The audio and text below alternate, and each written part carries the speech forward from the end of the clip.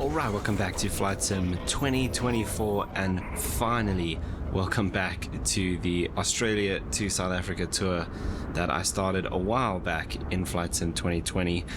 We're of course trying to get this A2A Comanche all the way from Australia to South Africa. We're kind of kicking off the last stretch of the Australia part of this tour now. We're still here at Longreach, as you can see, and today we're going to be making about a 3-hour trip up north to Cairns. Now, because we've moved from Flight Sim 2020 to 2024, you may have noticed the aircraft has had a complete overhaul, so it's no longer dirty.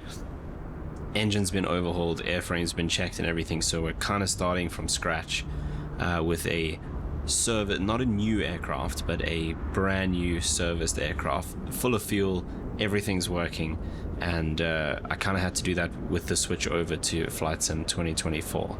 So we're going to be flying VFR for this leg today at 5,500 feet. However, there are some rain showers happening around, so we're going to have to keep an eye on that. But that's the plan for today's flight, and we're finally getting back into the swing of making our way all the way over to South Africa. So let's jump aboard and start getting things prepped. So we can go ahead and close the door. It's a beautiful morning here at Longreach. Right, the other thing I can't get to work is the registration. Unfortunately, 2020 just makes up a new registration. Sorry, 2024. Just makes up a new registration every time you start the flight, so we're not going to match, but it's not really the end of the world. Okay, so because we've done the service and everything, the walk around is completely done. Everything's been checked, all the tie downs and chocks and everything have been removed, so we are good to go. So let's go ahead and just get it started up. So I need to get back into the swing of flying the Comanche because it has been quite a while. So I just want to actually see. Okay, it's not super cold, it's actually quite warm here today, so these should actually be out. Right, so let's go here to checklists. So all of this has actually been done. So we're at this point already. Okay, so tanks wise, we're full up on both sides. So let's just start off on the left-hand tank. Main tanks both full, tip tanks both full. So we'll start off on the left-hand main tank. Right, and then we will run for half an hour on each tank. So I think what I might even do is like 15 minutes on this initially just for the takeoff, and then we'll flip over to the tip tank, half an hour, and so on until they're empty. Right, let's continue with this then. So, fuel tank set, mixture full rich, prop full forward, and throttle cracked. Carb heat is off. Master switch can now come on. We've got a new battery as well. Fuel pump on, and we check for fuel pressure.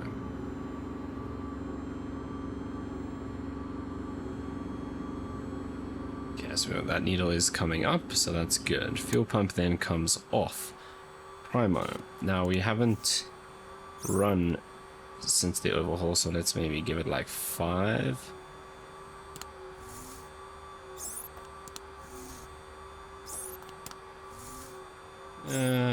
This should be okay.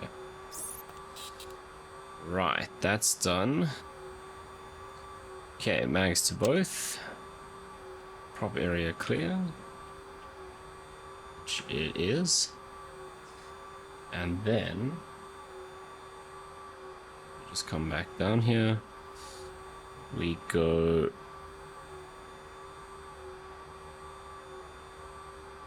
starter engage and just give it a little bit of throttle. Is the parking brake actually set? Yes, it is. Cool. Right, let's fire it up.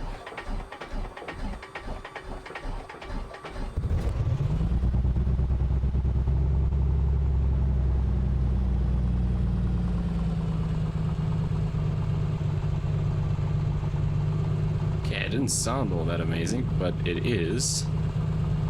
What is moving around there? It is the first flight after all the maintenance, so getting fuel through the lines and oil moving and all of that kind of stuff. Right, then we check that we have oil pressure, which we do. We need to lean the mixture a bit.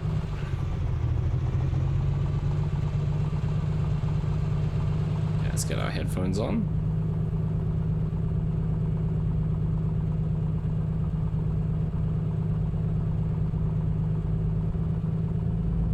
Okay, I'm gonna give it some more throttle just so we can start getting those temps up.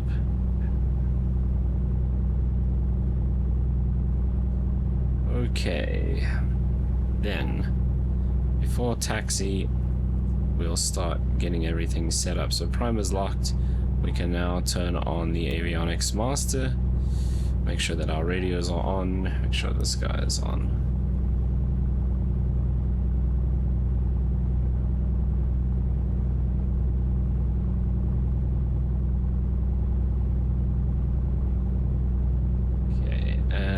Filled all the way up so we can enter that. Right, I'm going to start a 15-minute timer on my watch for switching over the fuel tanks. Okay, we're just waiting for our GPSs to sort themselves out. Right, ammeter's good, radios are on, these guys can start aligning. Right, let's check the heading indicator. So we're bang on west there, and did I just say west? We're bang on north there and pretty much perfect. So maybe one click this side. Cool.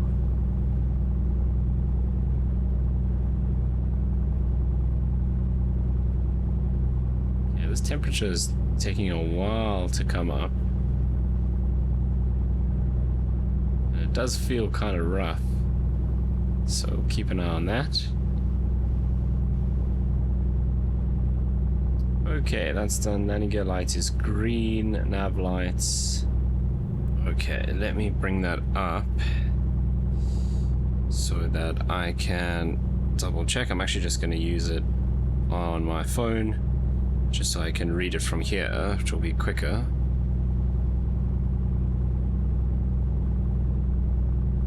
Okay, so Longreach YLRE to Asherton. So we're not actually going to Cairns Airport, we're going to a little airport near Cairns, which is called Asherton. Atherton. YATN.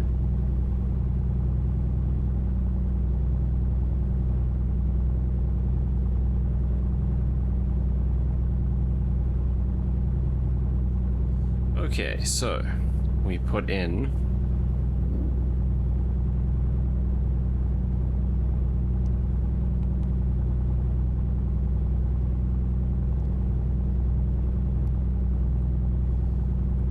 so Longreach first.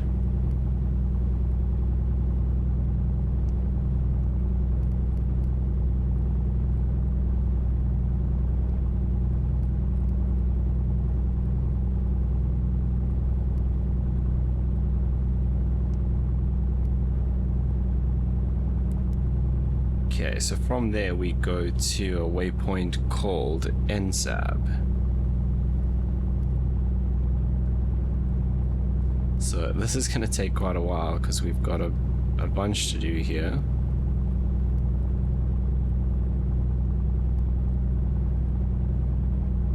Okay, NSAB is correct. We then go to Togan, or Togan.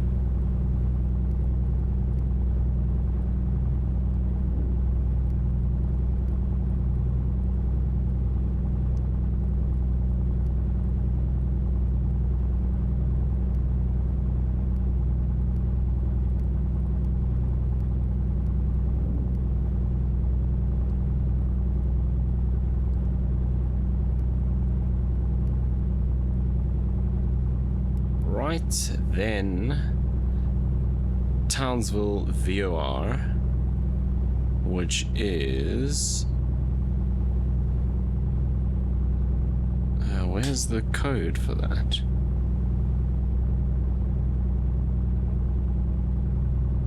Oh, it's just TL.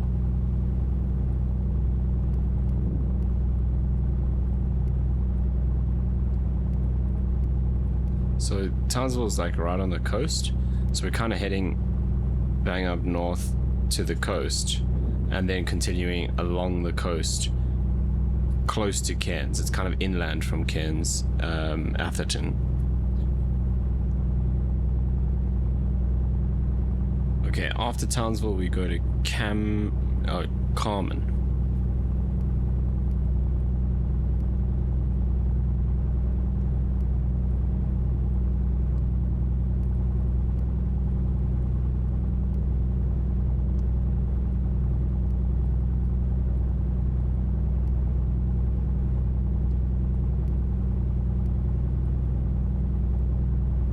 So let's just double check. CARMN. Cool. Then we go to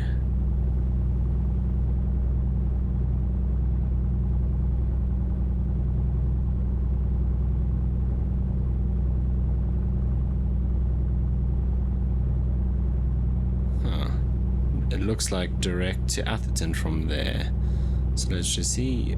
Common, yeah, and then direct to the airport. Cool, so that's actually it.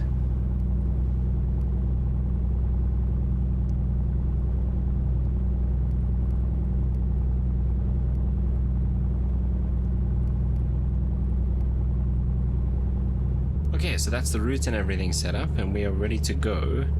So the wind is coming from directly in front of us, so we're going to take off in this direction, but as you can see, that rain cloud is kind of moving just over towards the end of the runway, so I think we should get going. And I'm actually going to do flaps 1 for departure here so we can get up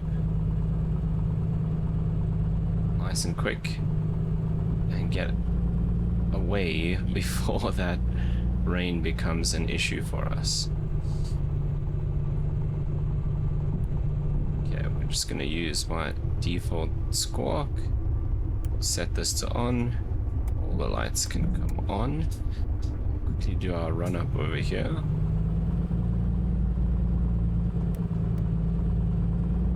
Okay, so mixture comes up. We go to 2000.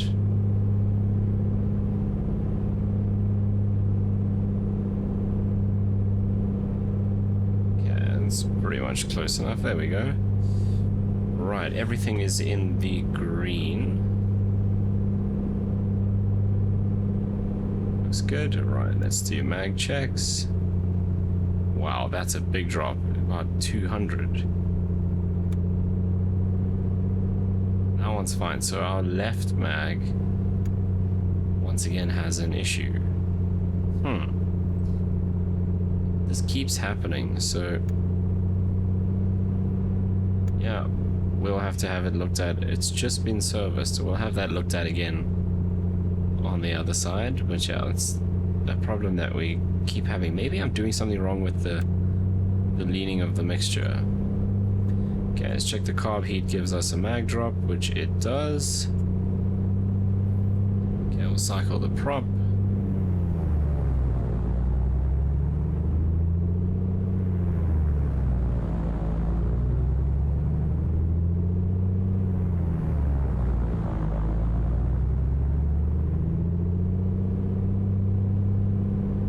Down to 18 and let it stabilize.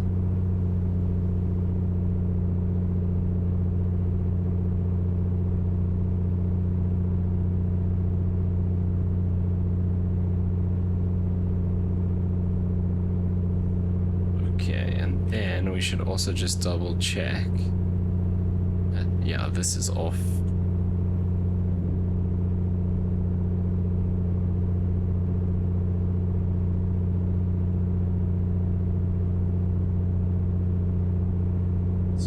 There.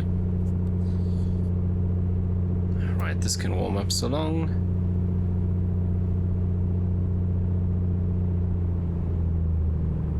Okay, now we can go ahead and take off. So flaps are set, pitot heat we don't need. Lights are set, fuel pump is on. We're still on our left main tank. We'll change that just after takeoff. Okay, that rain seems to be moving to the left-hand side. So we should actually be fine here on 04. Set the parking brakes for now. Let's line this up.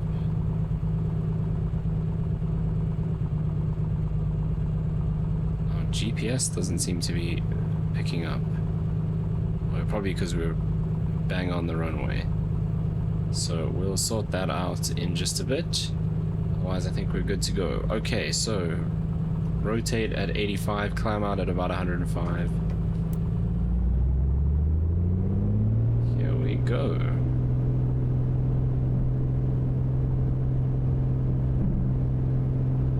Airspeed's alive. Instruments all look good. There's 80. There's 85.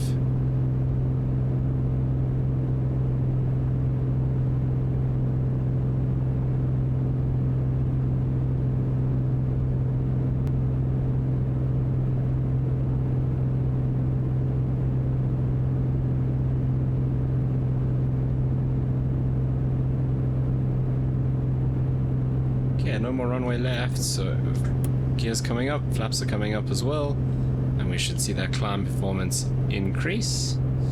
Okay, we'll take the prop down to 2.4 and manifold pressure down to 2.4 as well.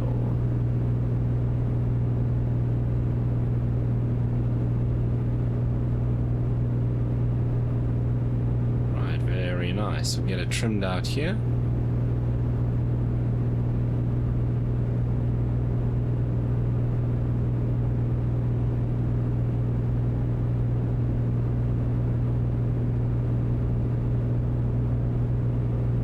To the left, sorry, to the right of this rain here. Yeah, we're going up to 3,500 feet initially. Now, my GPS doesn't seem to be working. There we go.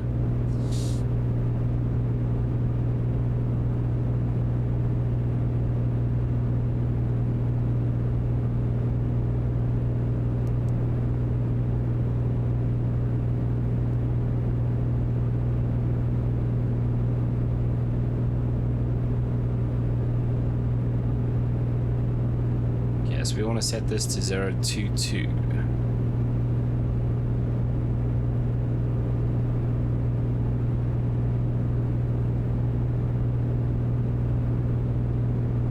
Okay, fuel pump can come off now as well.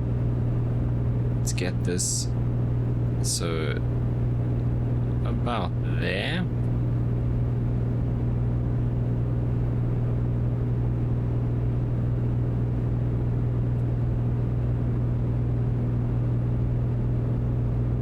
Go into heading mode, just past 2,500 feet. Still clear of that weather. It's more on that side, but that's not going to be an issue for us. Okay, let's go. Right tip tank on, left main off, and we'll start a timer for 30 minutes.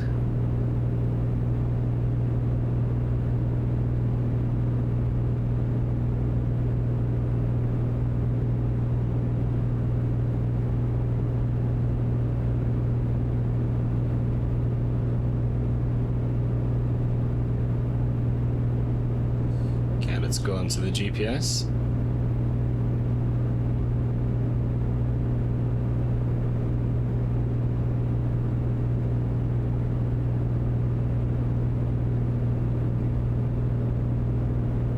I think we actually might, yeah, we're just this side of it. So let's go back to heading. We'll get back onto that GPS route, but I kind of want to thread in between here. We're not flying IFR, so we don't have to follow the GPS route exactly. Okay, just over 3,500 feet.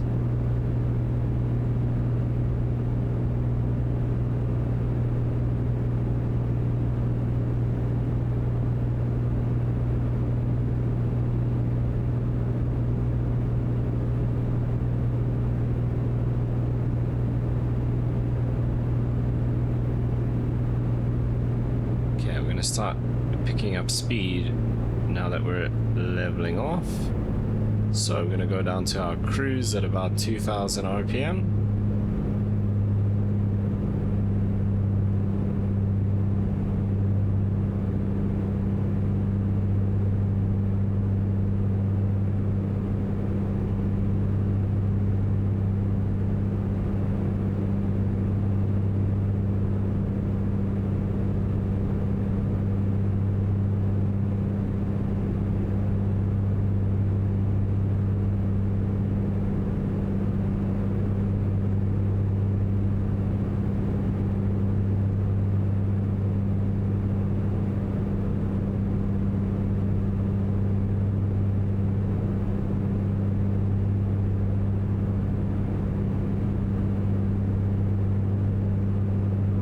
There's the altitude button. It's probably going to ask us to adjust the trim just now.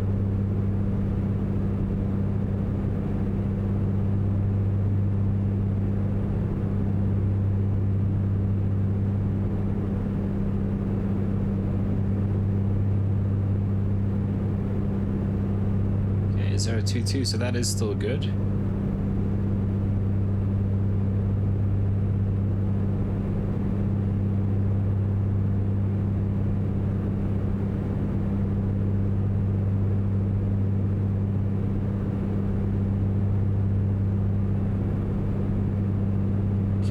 I can do is just have the gear switch in the off position. Right, if we go back to checklists, that's obviously good. Climb is pretty much done. Fuel pumps off, fuel pressure is fine, and engine gauges all look good for now.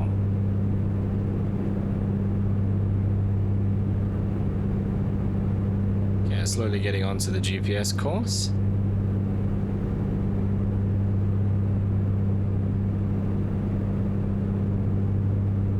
It looks like, based on our GPS, we're just going to be riding this just to the left-hand side of this wall of rain that goes all the way along here. So that might be interesting.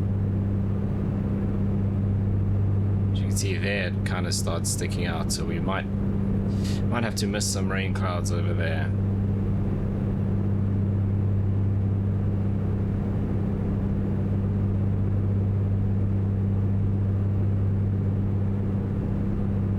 Yeah, we're cruising just under 150 knots, so pretty good.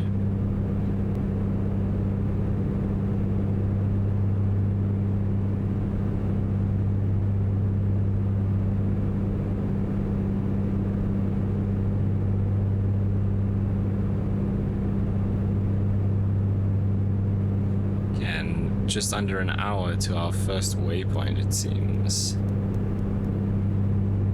It's quite a long way to go. 100 miles-ish, 107 miles.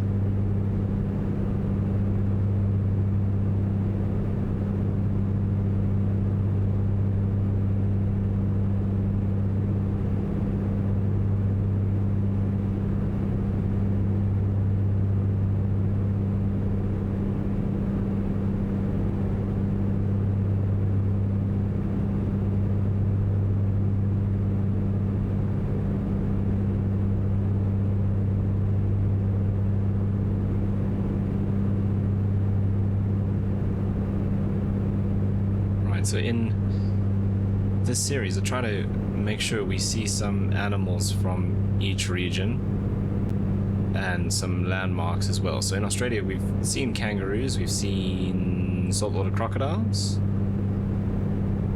and we had a look at Ayers Rock. In Flight Sim 2024, the animals aren't like the ones in 2020. They're not in set locations. So being able to find them is just a case of flying along and looking. There's no specific area to look in. So that's going to make things a bit more interesting.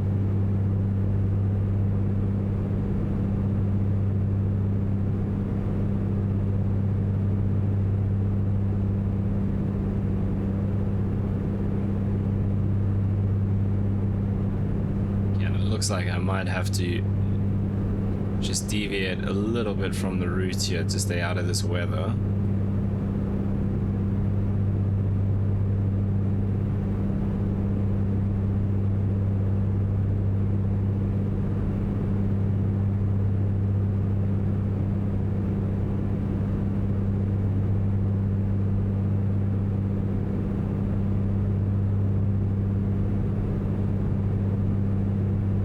Okay, so we'll go back to heading mode.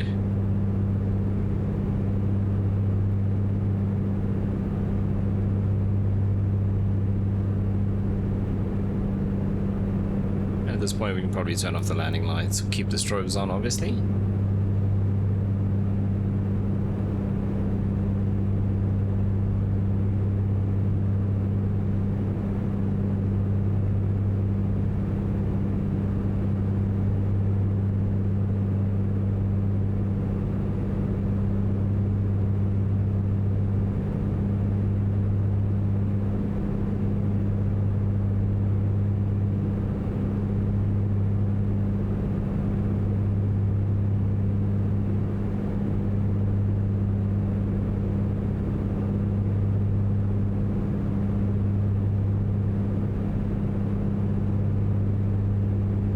Okay, 7:15 in the morning, so we're expecting to be there just after 10 o'clock probably.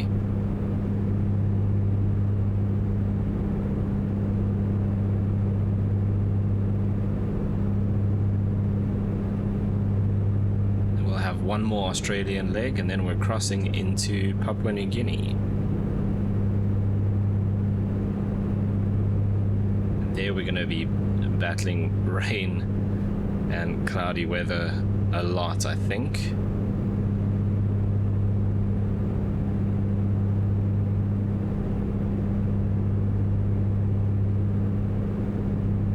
Right, let's have a look at the temperature inside the aircraft. 26, so it's a little hot. Probably open this a bit more then. Oh, it doesn't seem like that's helping all that much.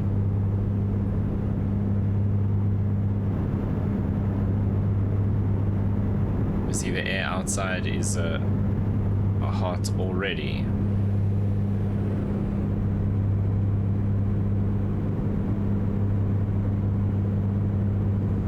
Okay, so 26 it is. It's not the worst.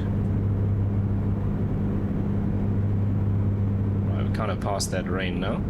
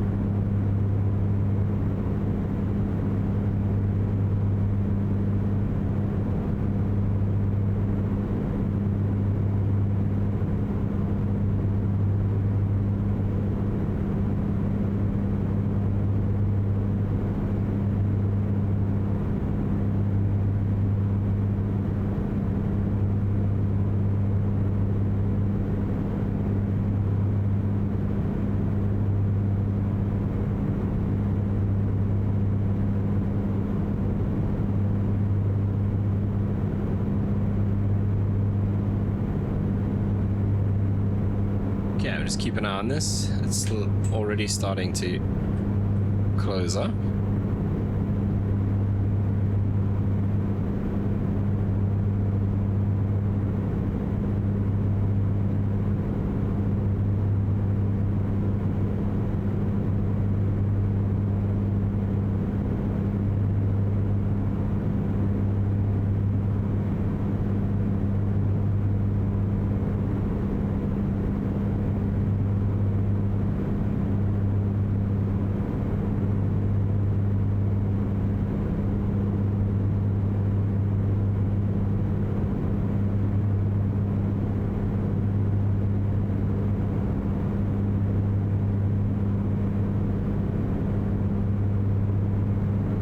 So we've got about 7.5 hours of cruise time with the fuel that we have, so plenty of time to make it all the way up. very top of Australia. Which means we probably don't need to refuel at Atherton. We can just carry on, because I think it's about the same, another 3 hours.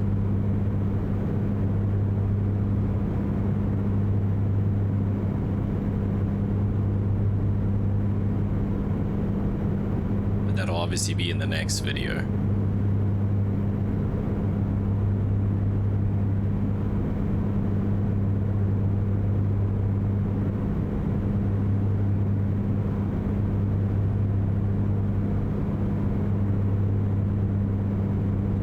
Let's go back onto the GPS.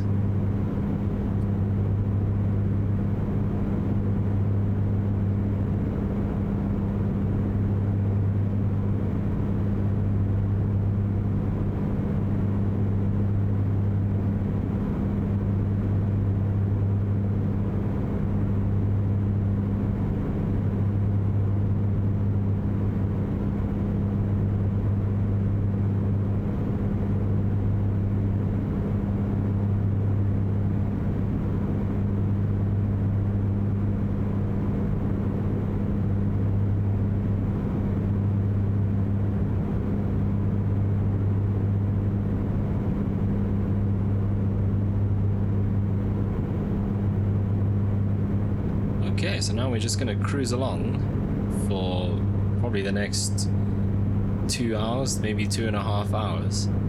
So I'll do a bit of a time lapse and we'll join you again when we start getting ready for the descent, or if we have to deal with any weather or anything like that.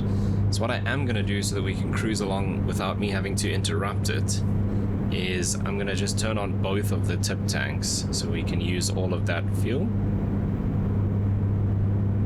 So the right hand one is going to be the lowest one. Right, so I will see you in just a bit.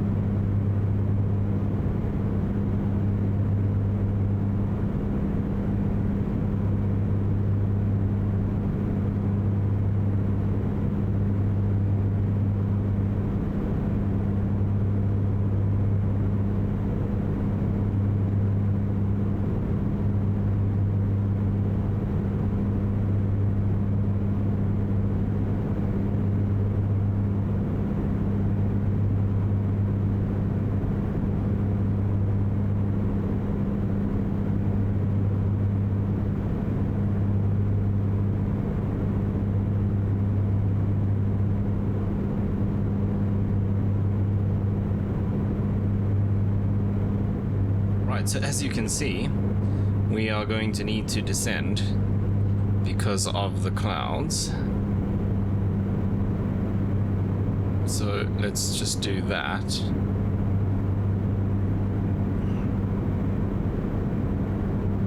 We are about half an hour from Townsville, and I think from there we're gonna kind of fly along the coast, do a bit of sightseeing. So I wanted to descend anyway.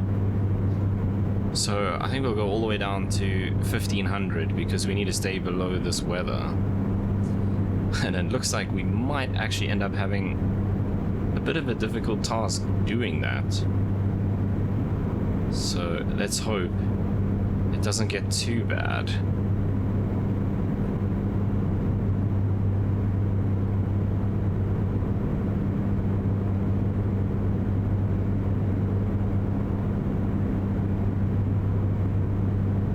Looks like, I mean, there we're kind of below this already, so it looks like descending we should be good.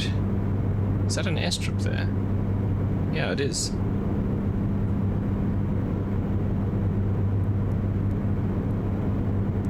Yeah, there we go. Why does that have so many letters in the code?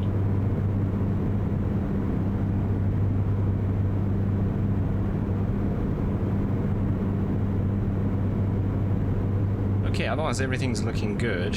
We're just below half fuel on our two tip tanks. So we've still got plenty of fuel on board.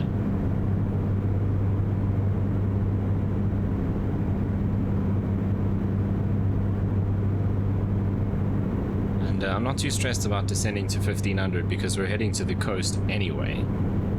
So terrain shouldn't be an issue. Not that there's much high terrain around here, except for like those little areas. But do we need to like cross that ridge?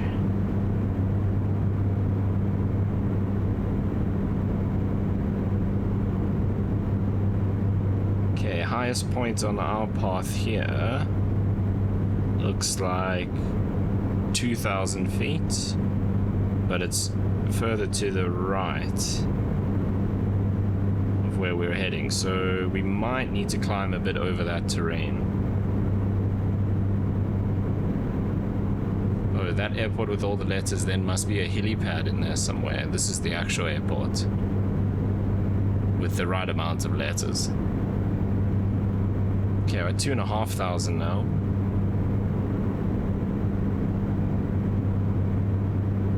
Maybe we'll stay there.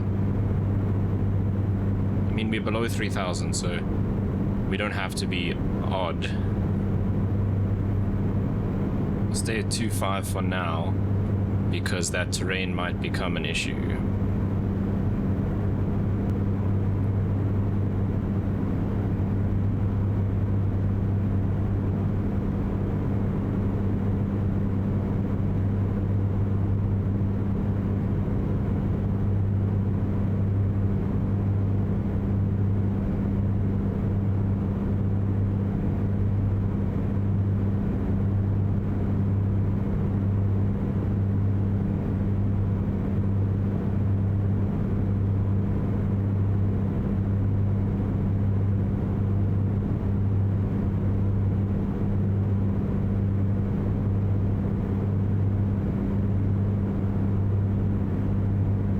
Looks like we might actually have some rain in the distance there.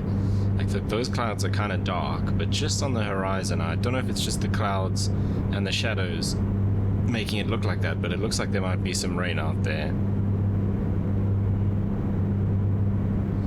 At least in this part of Australia, we're not like super limited in terms of airports. There's a bunch around here that we can go into.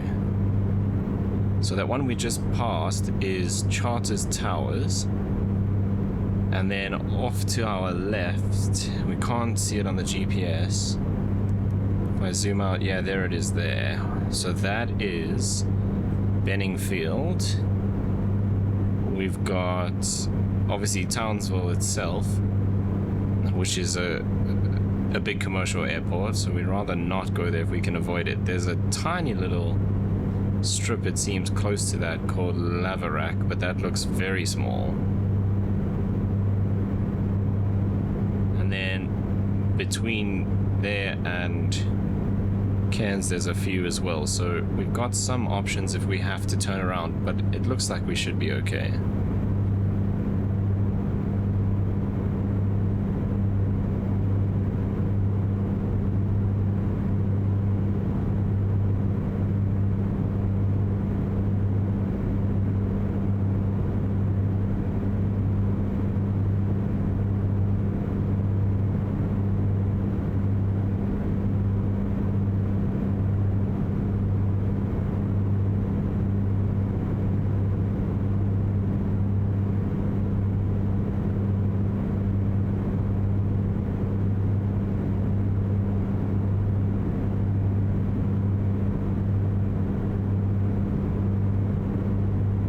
So 23 minutes to the Townsville VOR.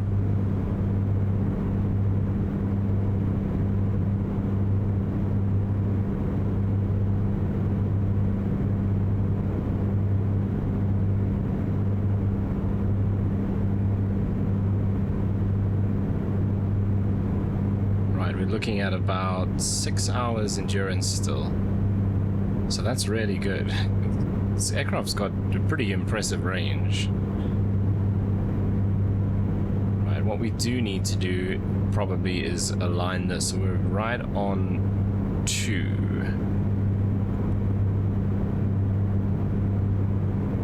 Which is about there, I'd say. Cool.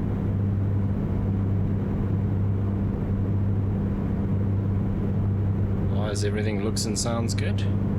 Just keep an eye on our fuel in those aux tanks. And I just want to zoom this out again. So yeah, we're just going to cruise along the coast here from Townsville, see if we can spot anything interesting.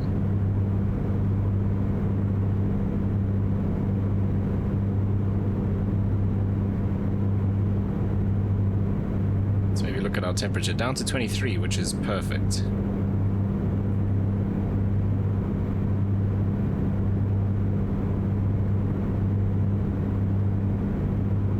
We definitely do have some rising terrain there that we're going to have to navigate. As long as there's a gap between that and the clouds, we'll be okay.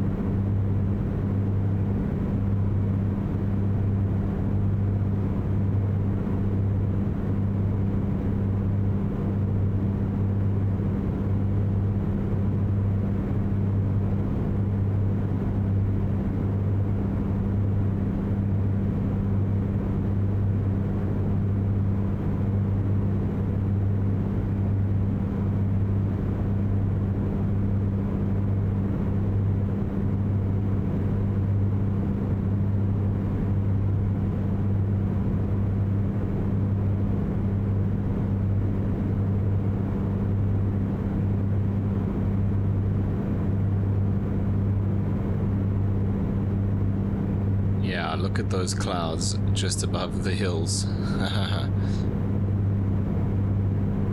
It's quite low there, but that would mean a significant detour, which is going to add quite a lot of flight time onto this.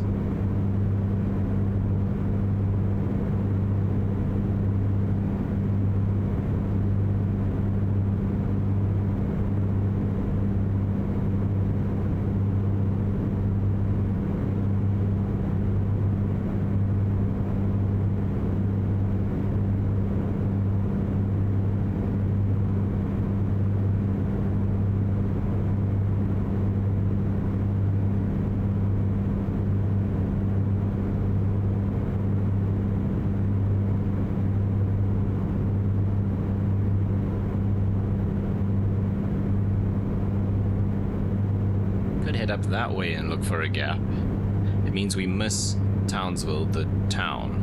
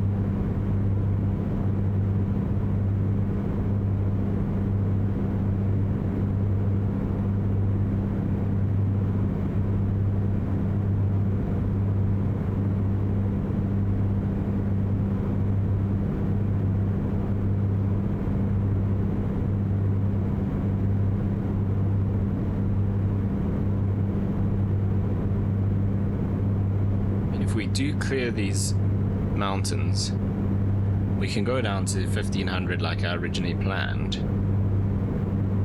And that, I mean, the clouds are pretty high, and here we've got no issue. It's just this high terrain that's going to be a problem. But looking through there, it's either lower clouds or it's raining underneath there.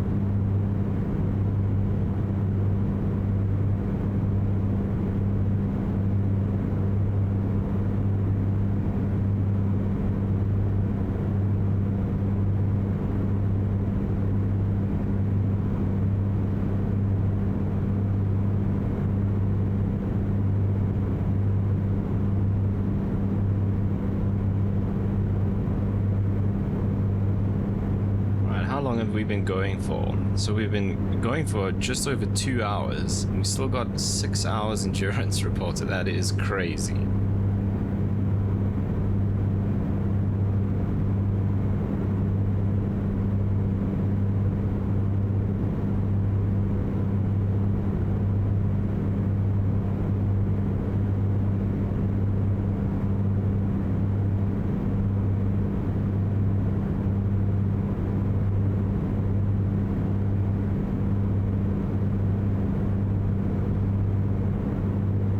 Looks like we might actually make it through here. I think the worst is over there.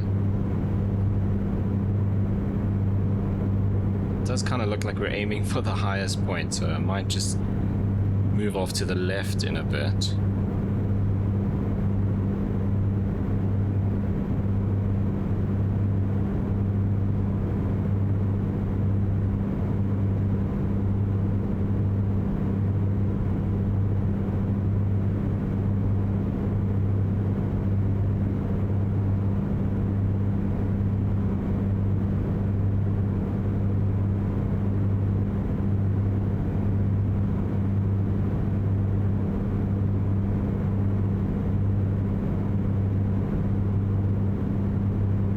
One thing we don't want, like the worst case scenario, is we get into this high terrain and then have to turn around and get stuck.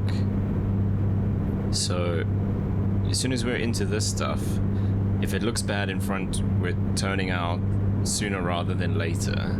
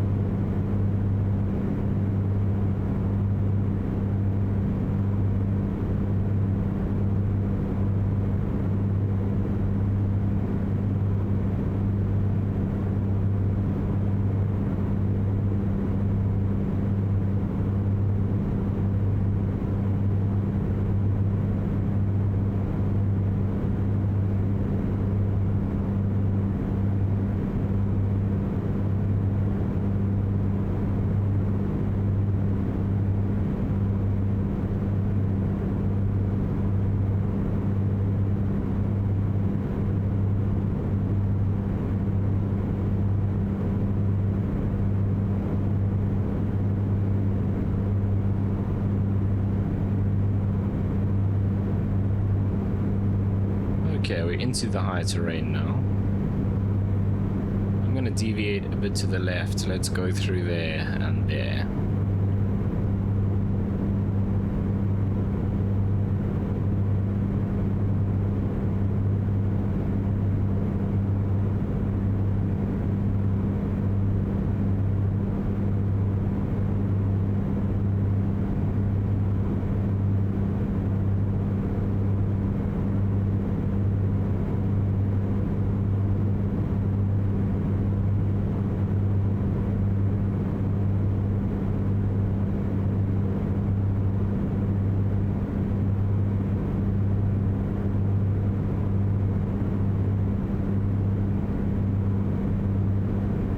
Okay, everything's in the green. Level at 2.5. We're off our GPS course now, but all looks good.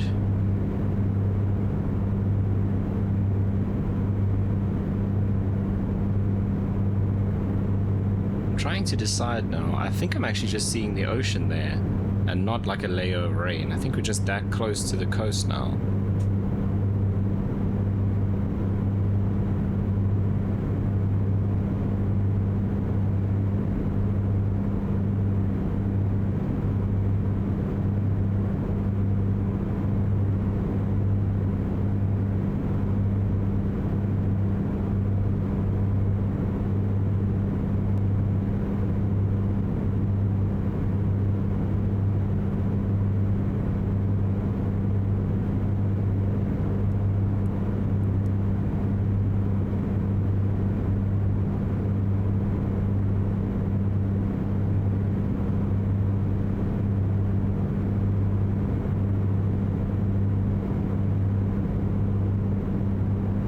Okay, but it looks like the weather's going to be fine here.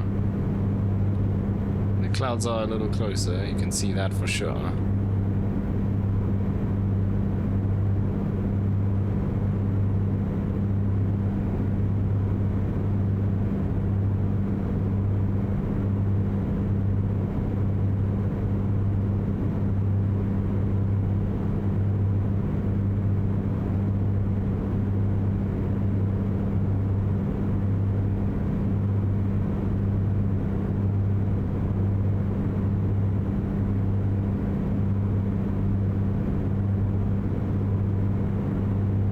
Never would have made it through here at 1500.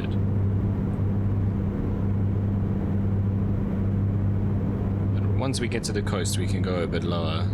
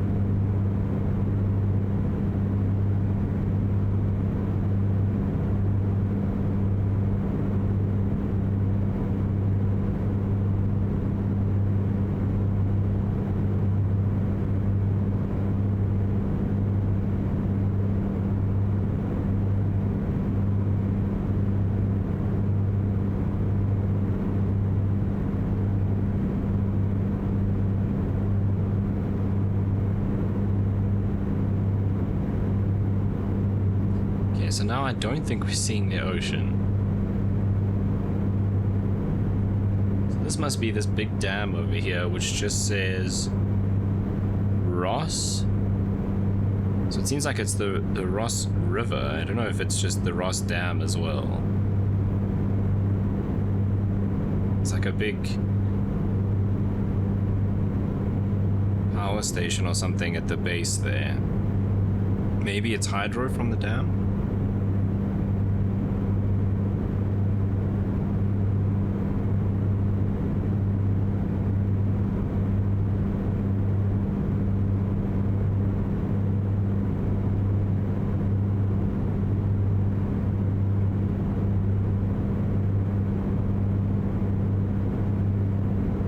And it seems like we got a big drop off here in elevation.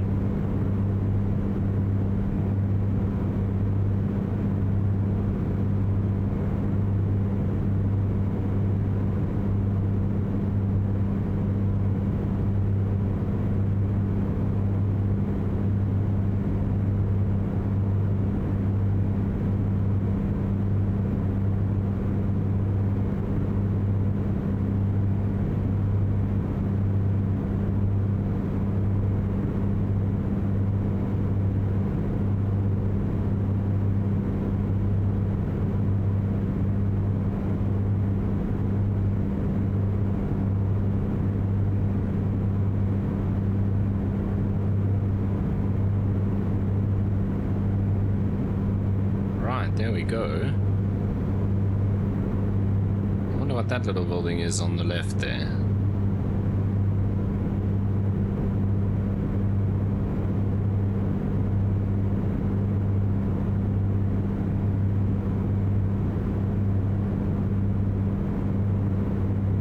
Interesting.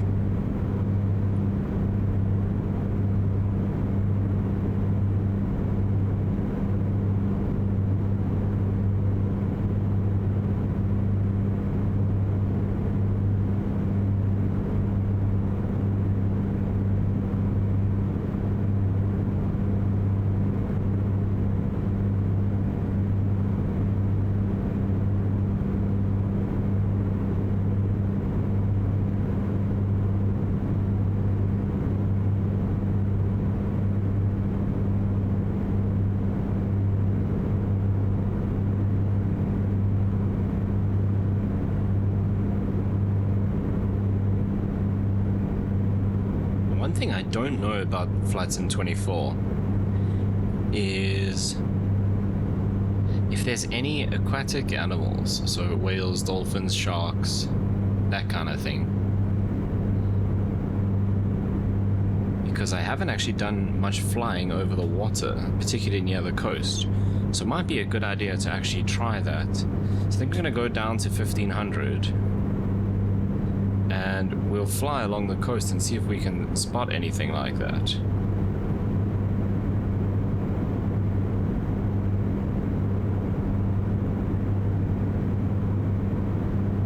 This little hill in front of us is called Mount Margaret.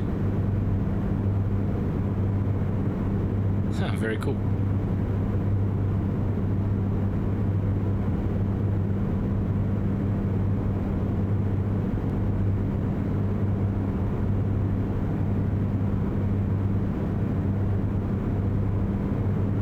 Peak at 866 feet. Oh, like this little town behind it. Village. I don't know what you'd call it.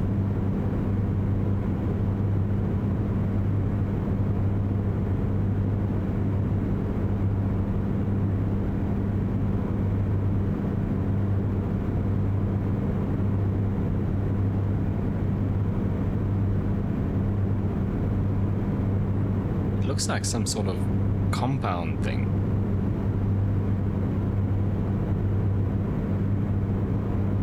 Those like farms, like each one's got its own little fence.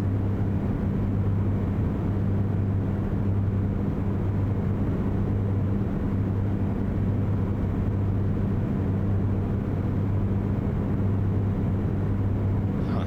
They got swimming pools and stuff, so they're just like houses. Interesting.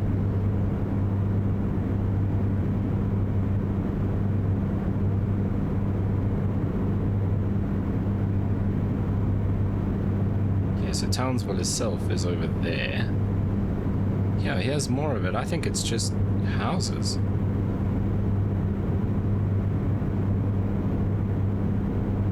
Just seem quite big and square.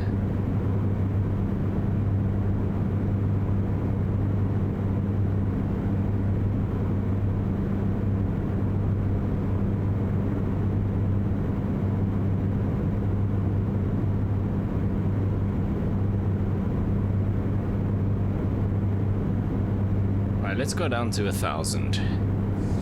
I think that'll be even better because we're almost at 1,500 now. I actually want to be a bit lower to be able to see things down there.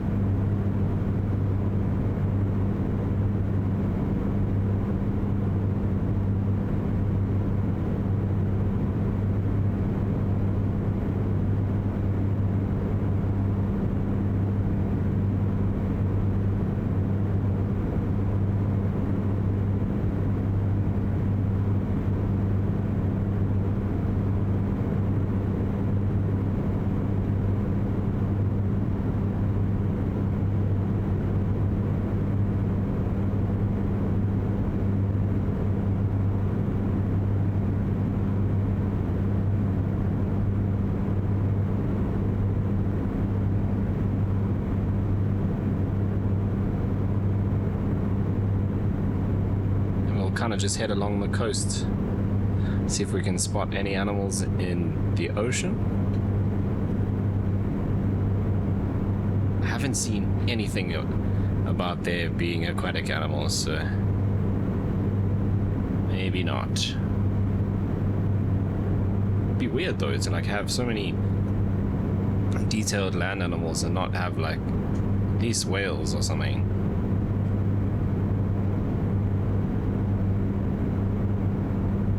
Okay, coming up to 1,000 now.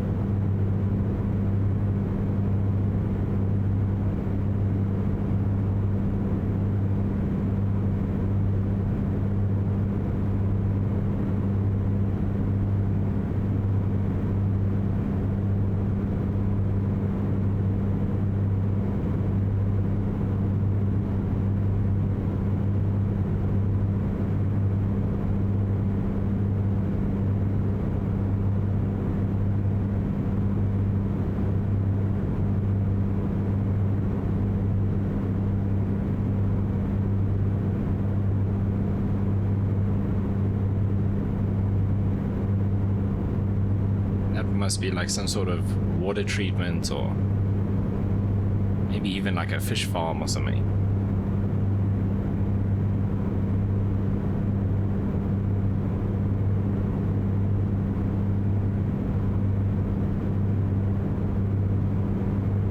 Also big power lines running in there, so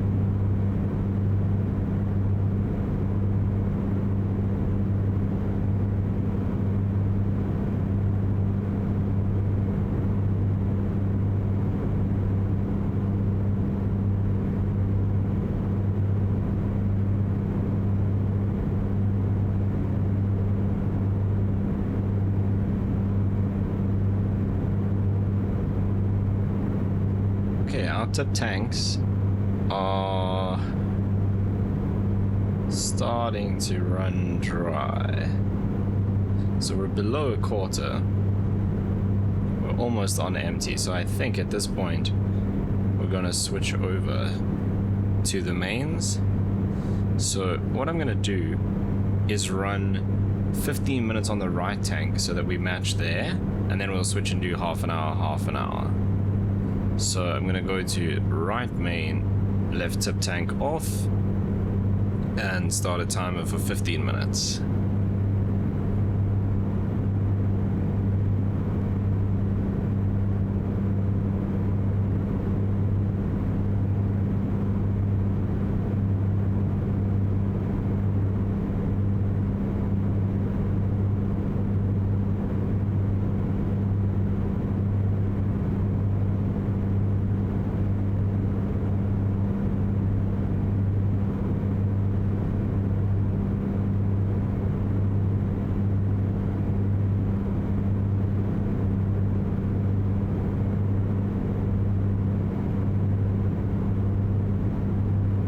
Let's see if we can spot any marine animals down there.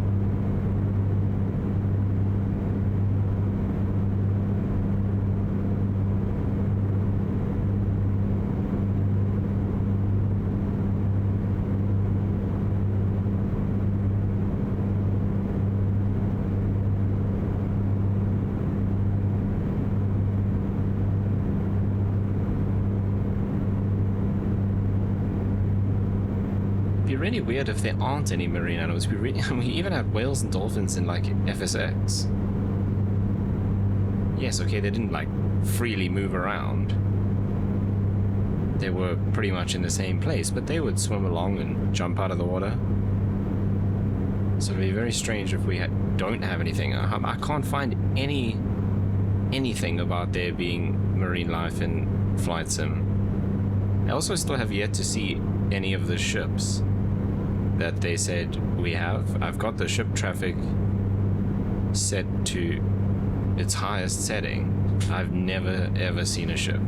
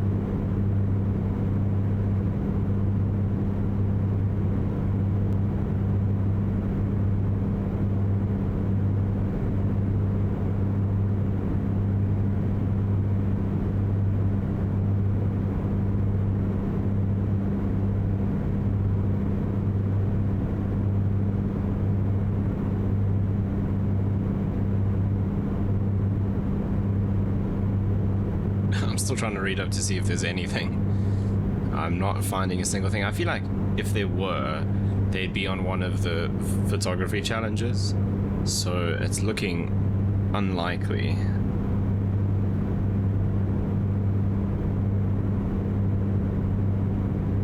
See, it says that this is from the official blog post. The world comes alive with a vast array of land-based wildlife. The oceans and waterways are teeming with live worldwide maritime traffic. Sure. Okay, so I'm gonna take that as land animals only. I haven't seen this marine traffic at all, though.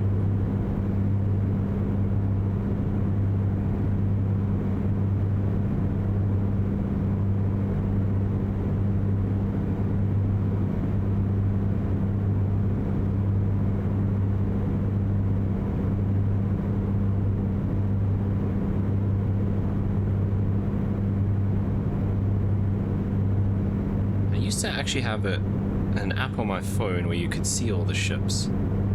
Because it's supposed to be live, right? Let's see if I can find that.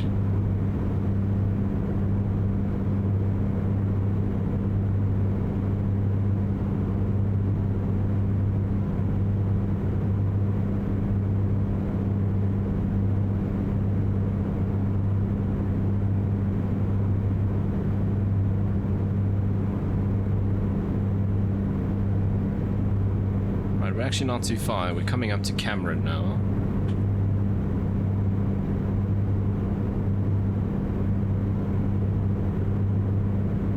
Looks kind of windy down there, a little bit. You can see the waves.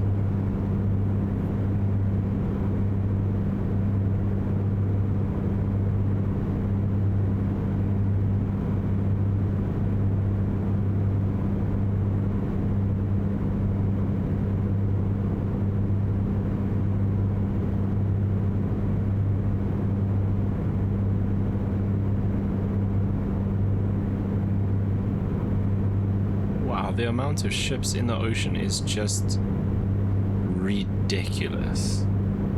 Okay, let's look where we are. So there's Townsville. Okay, so there's like a couple just outside Townsville itself, and then there's like supposedly one just out there, but it's other side those islands. So yeah, we're not gonna see that. There's a whole bunch up there, but I think that's past Cairns already. Where's Cairns? There's Townsville.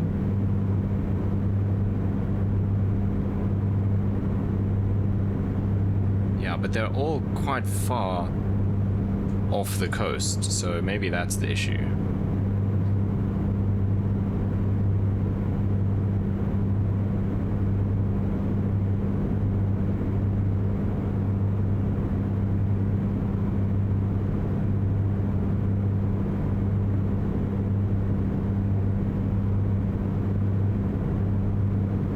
Here's Cairns here. There's loads off the coast of Cairns because there's a harbour there, or a port, or whatever you want to call it.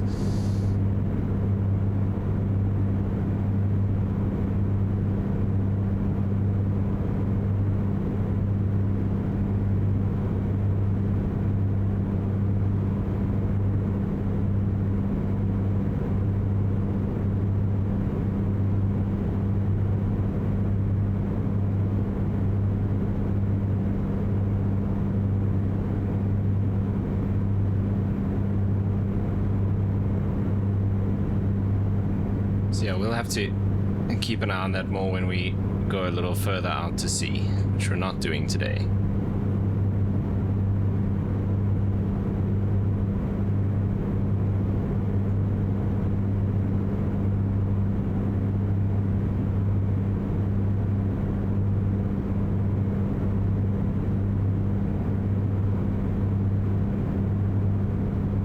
Okay, I'm gonna stay ocean side of the terrain. Still got a way to go.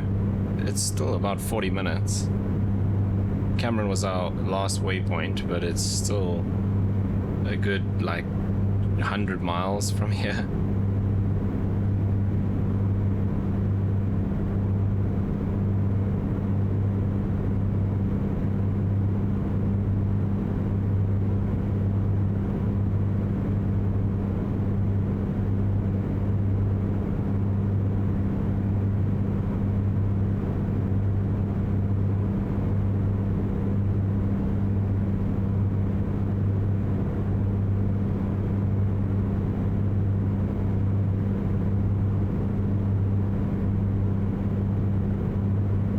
Also surprised that we don't have birds in the simulator, because as animals go, birds would be the most significant to aircraft.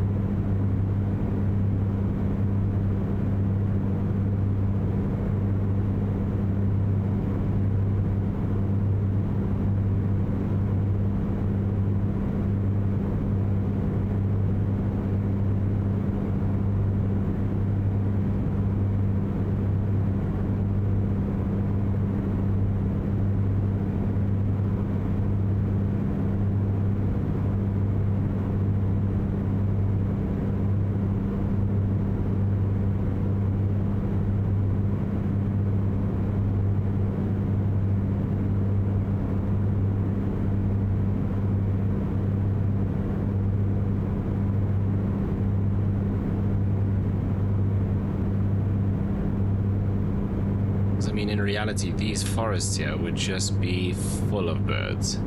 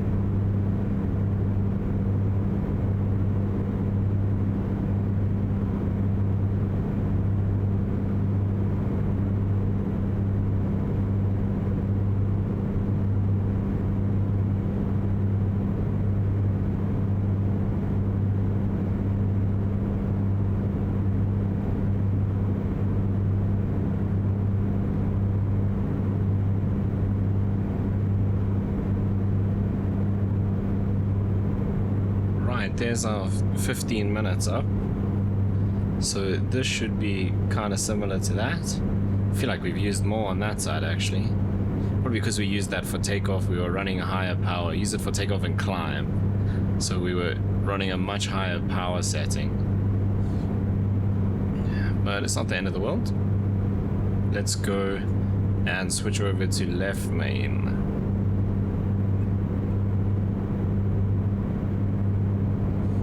Right, and we will run that for 30 minutes. So timer started.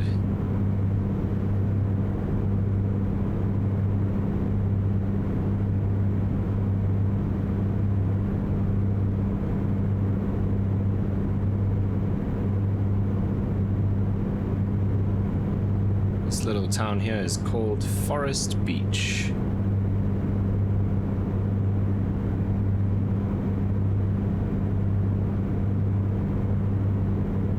Imagine living right on the edge there. That must be so cool.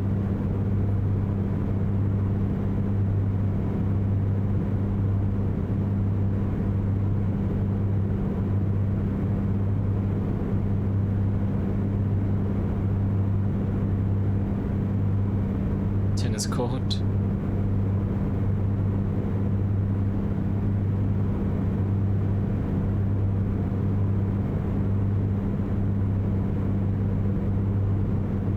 Look at the mountains here.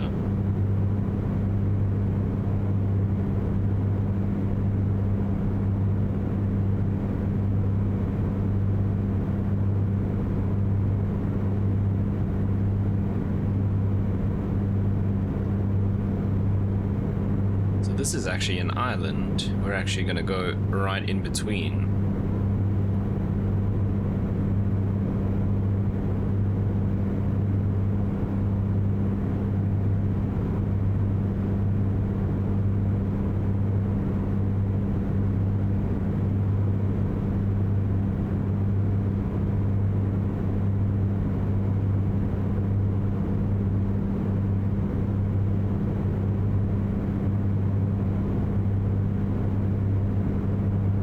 Something like that.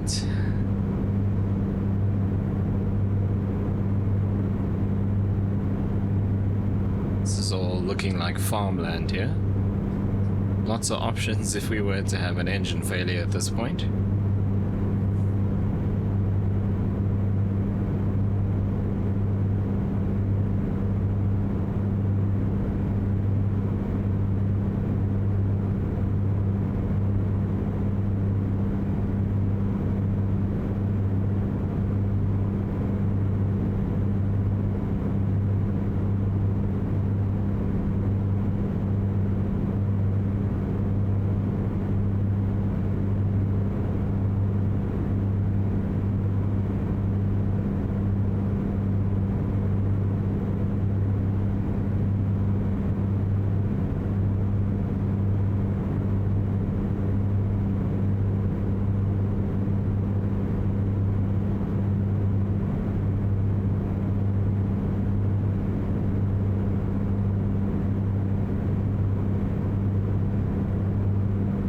Town here called Halifax.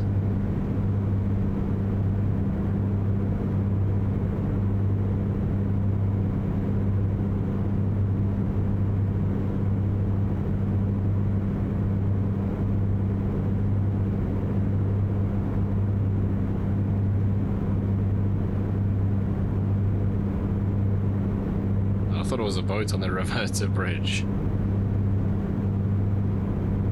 Oh, whoa. Okay. Thanks, Active Sky. We are now IFR.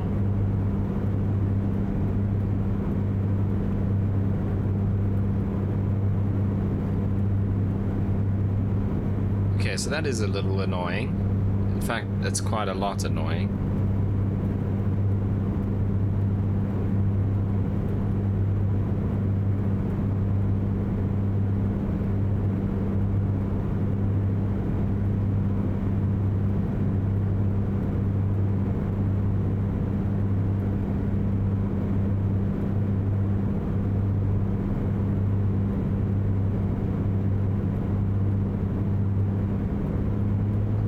Okay, let's get up to a safe altitude. Because we just entered this part with all the high terrain as well.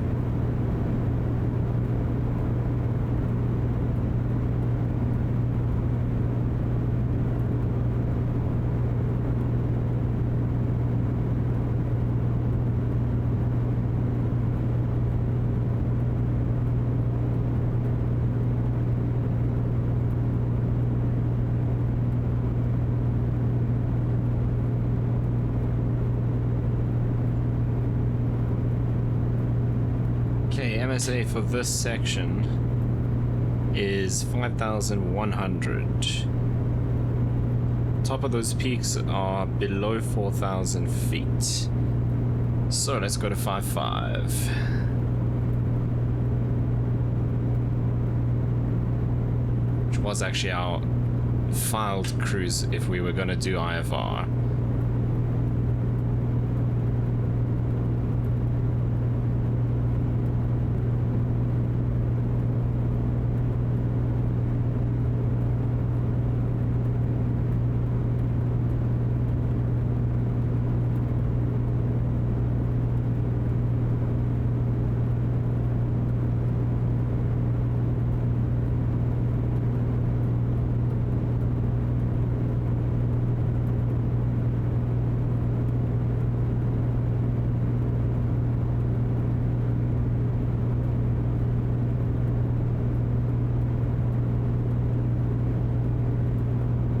Yeah, that's kind of annoying when Active Sky does that. And I've got the smoothing rate set to really smooth, whatever the lowest setting is. I think it's just above the lowest setting. So, you know, it should take a good like 20-25 minutes to change.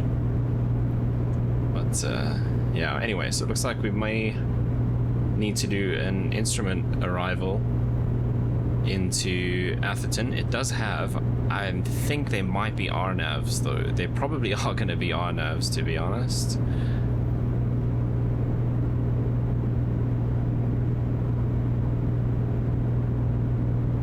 Okay, out of the rain, coming up to 4,000 feet. Add a bit of mixture back in because we're overheating cylinder 5.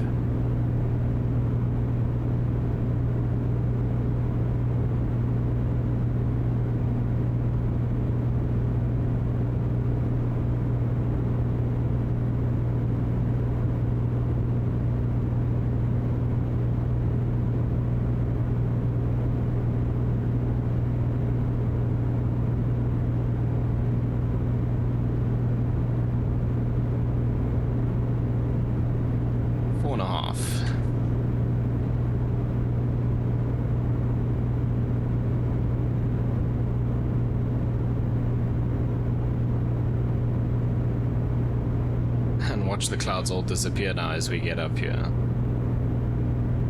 Or is this just a gap? They're not disappearing, right? No, it's just a gap.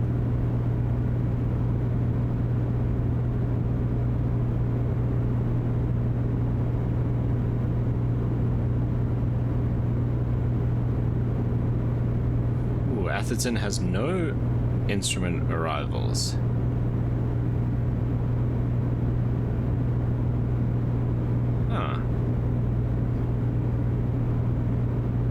Coming up to 52.5.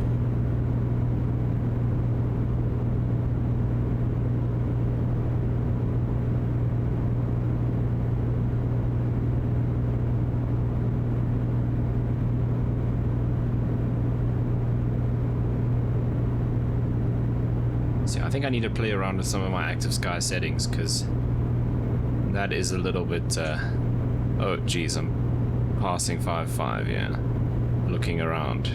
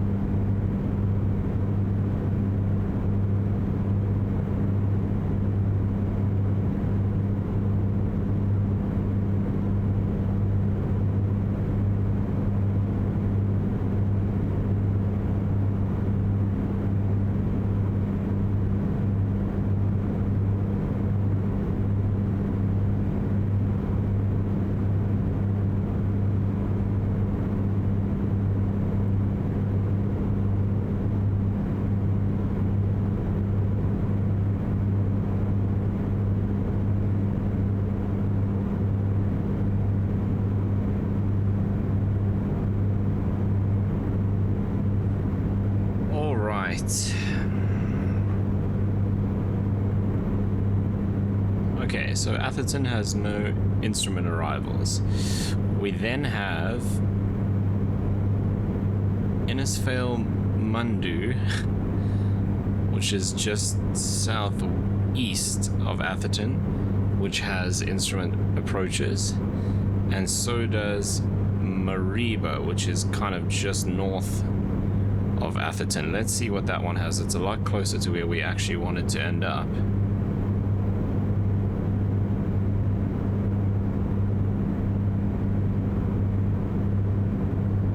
Okay, so it has one RNAV arrival to runway 10.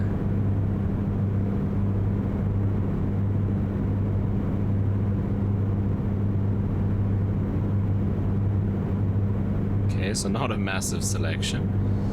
This other little place, Innisfail Mundu.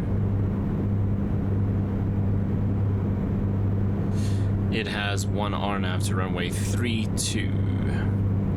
Otherwise, we can always go to Cairns, which has an ILS.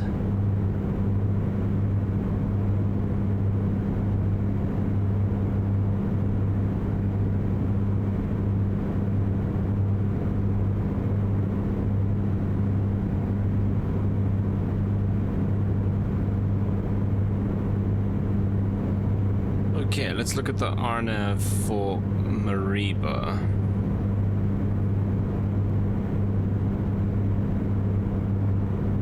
So intercepted for 960 feet, 103 degrees, down to 3,300, and then down to the MDA at 2,400 basically.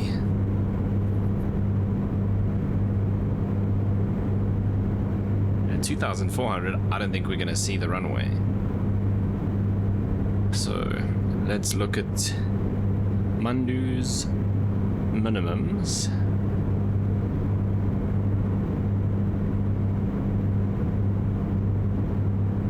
Minimums of 450 feet, but it's also because it's right on the coast, so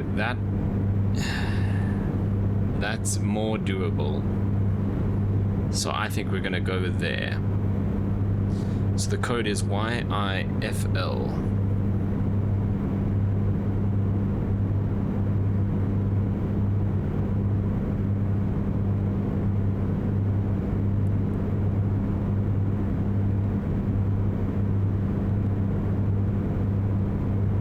Genius, I'm looking on the wrong.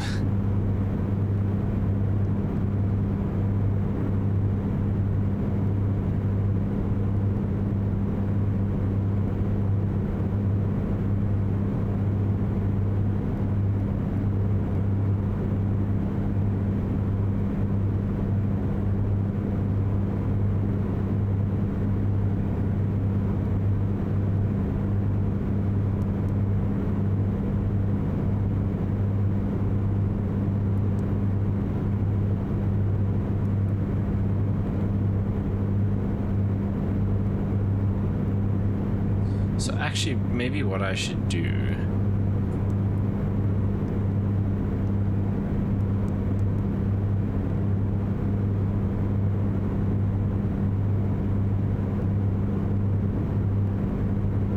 is, in fact, I'd probably even just do this.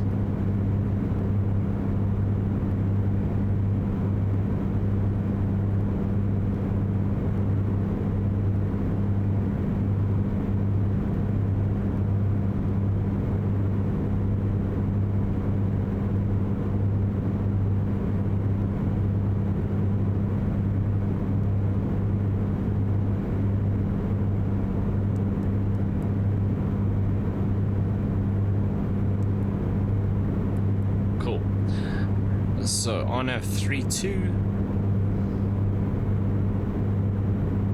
let's see, do we need any of these waypoints? Yes, we would come from C, which is this one.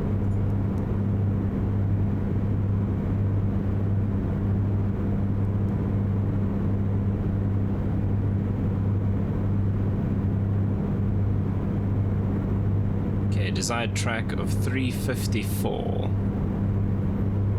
So there's 350, that's 355 there, so it's about there. I don't know why this isn't working again.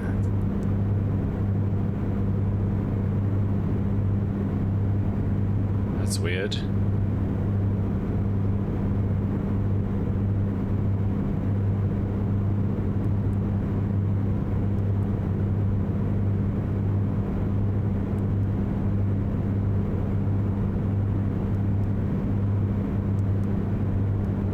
Get out of this now. Right.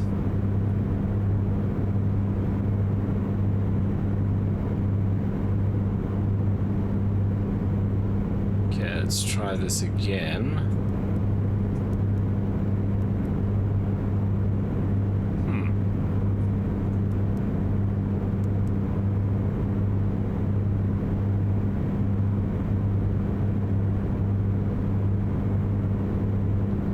A little concerning.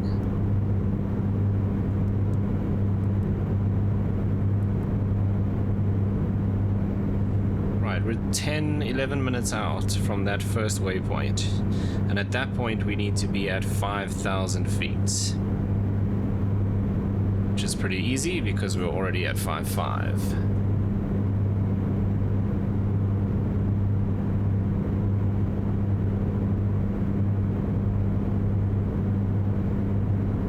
Between us, there is nothing stopping us from going to 5,000 feet.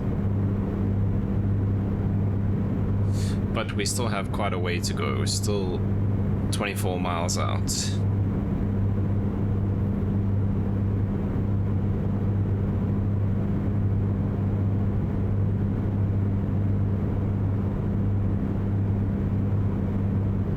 What's worrying me is this isn't working. Don't know why.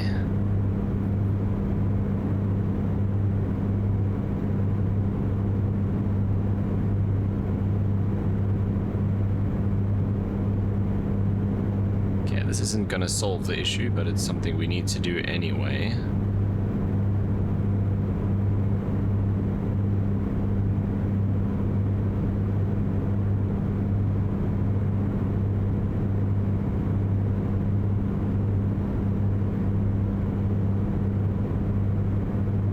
I feel like I just made it worse.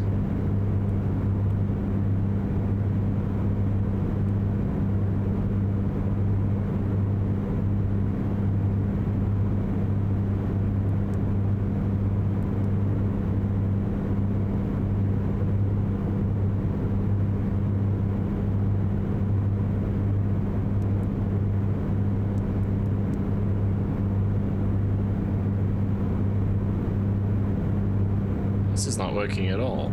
If I do this...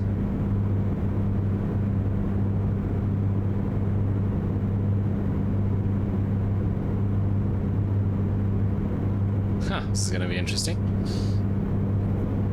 I still have the deviation over here, but... right.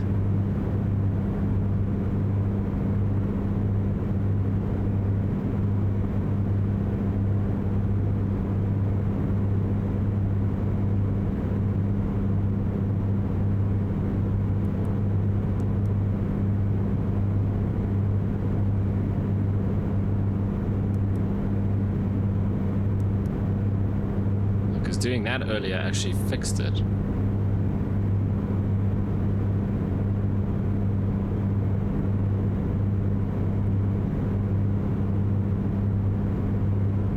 Okay, let's come down to 5,000 feet.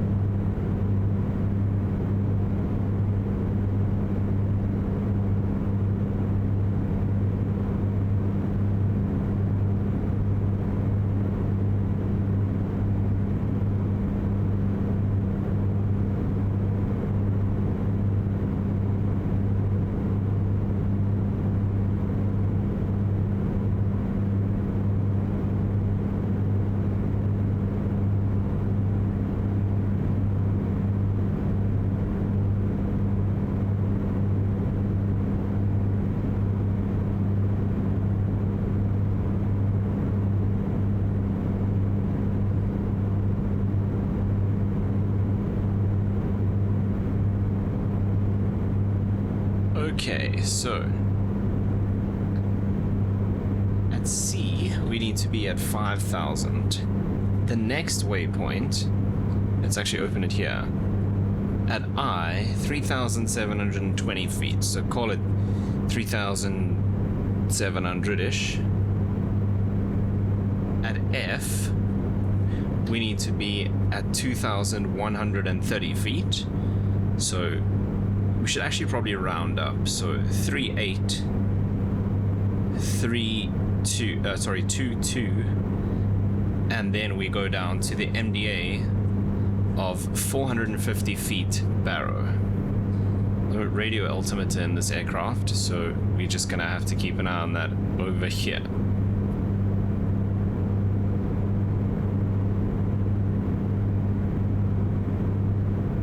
Slowly descending to that 5,000.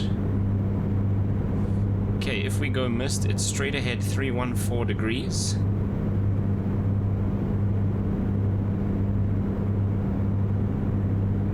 And at 1,700 feet, we turn right and track to waypoint H, which is out there somewhere. So it's actually in the GPS, which is pretty cool. Then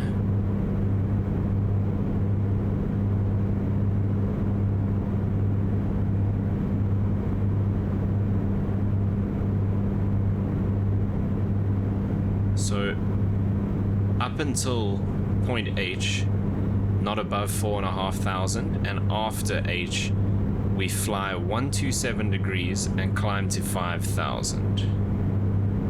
Okay, max speed on this is 210 knots, which is not an issue for us.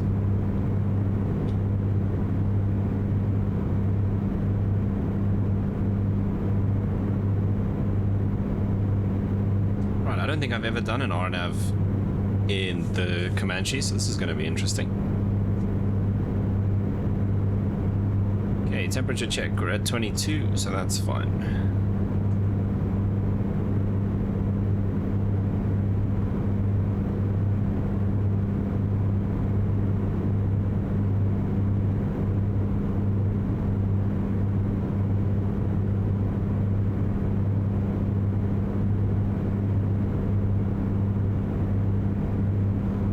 Okay, the weather is being reported as 20 degrees at 15 knots.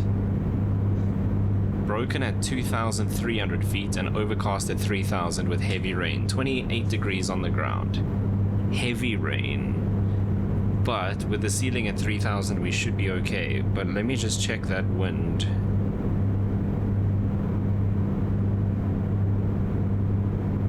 So our runway heading is 314 degrees.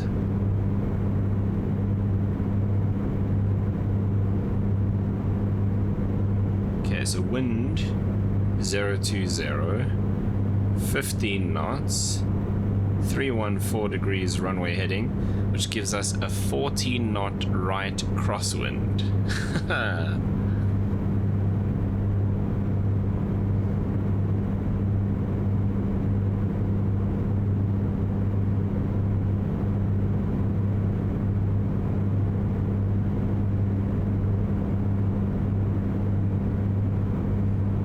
Okay, let's just level off there.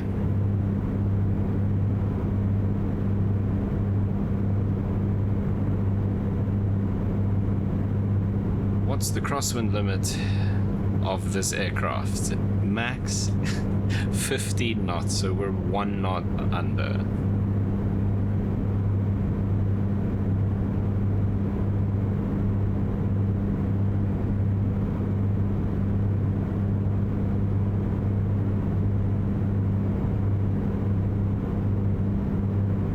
This is going to be very interesting.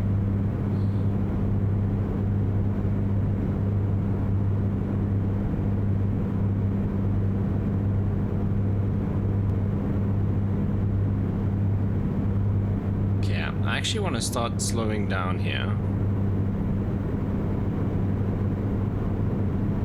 And I don't know if it's actually going to track this GPS. If it doesn't, it's 24 degrees from waypoint C to waypoint I.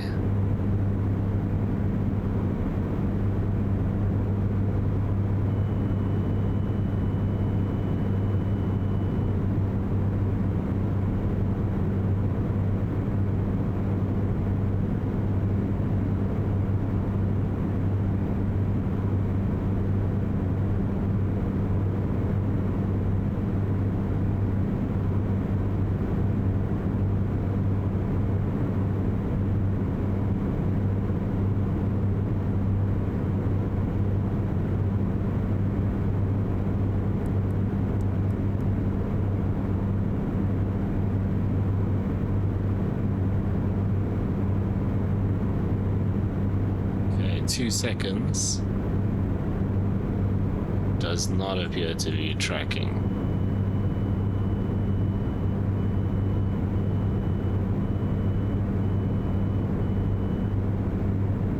Okay, at I, we need to be at 3,700 feet.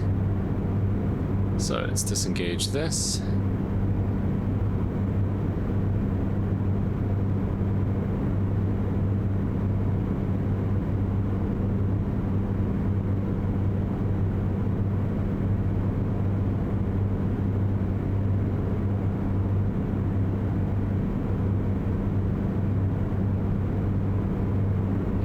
Thing isn't perfectly aligned, so now we are struggling. Okay, I think from here I'm gonna kind of have to just hand fly this. Right, I'm gonna turn on the fuel pump and the landing lights now because I'm probably not gonna get a chance to do them later on. Let's ditch the autopilot.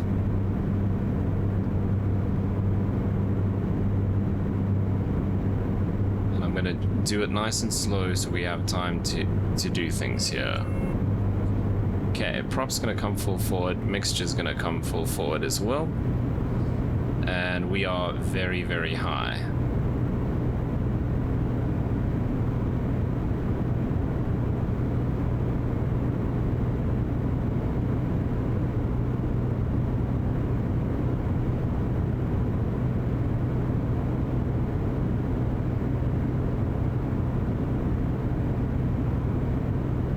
Okay, 4,500 feet. We're supposed to be 3,007.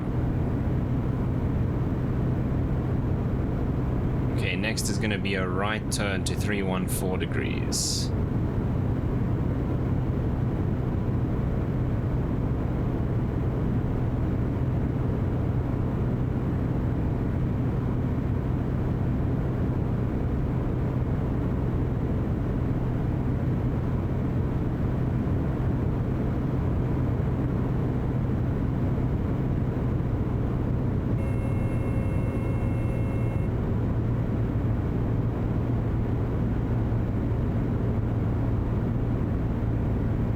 Okay, next waypoint F, we need to be at 2,100 feet.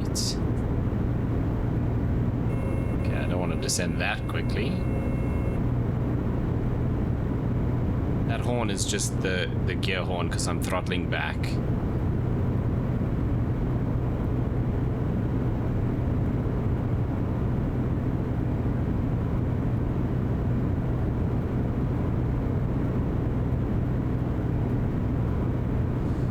It's the timer to switch tanks that's going off on my wrist, but I can't do that right now. Okay, we're now 3,300 feet, so we still need to keep descending a bit here. Let's get back onto this course.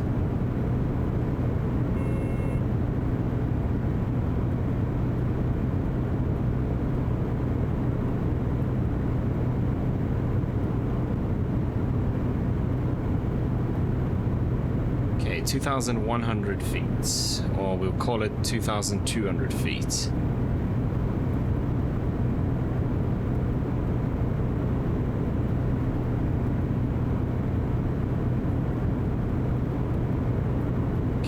Just over a minute out, so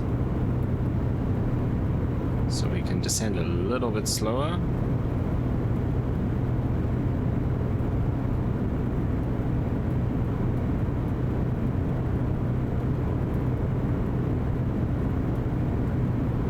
I need to slow down.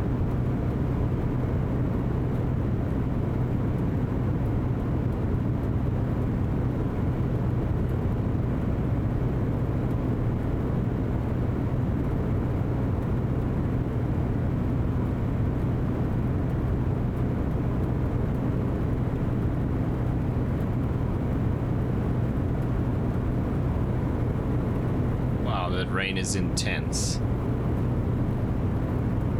Okay, 23 seconds to lose 100 feet. That's pretty chilled.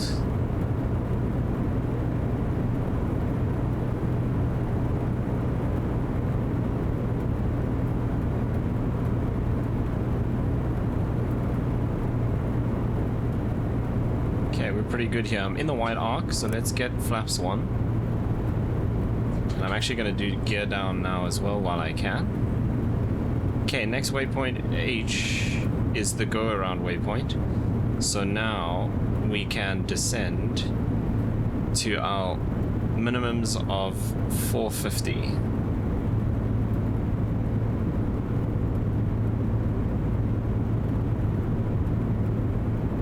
Okay, I'm going to get more flaps in.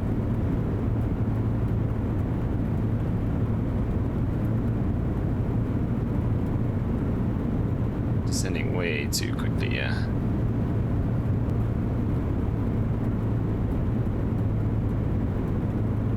Okay, and full flaps.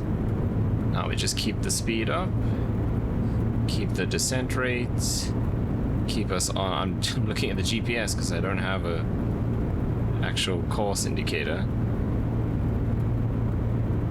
Okay, speed.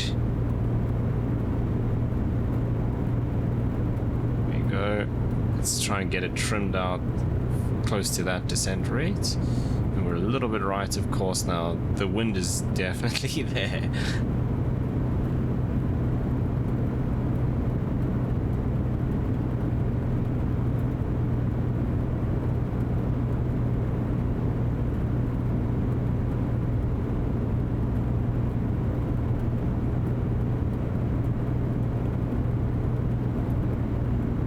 Starting to be able to see the ground,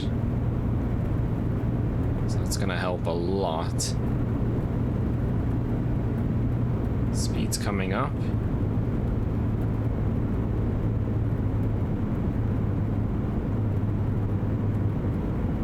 The wind is definitely making it difficult.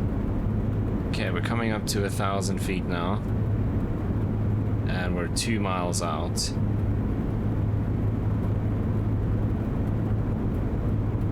Can see the ground.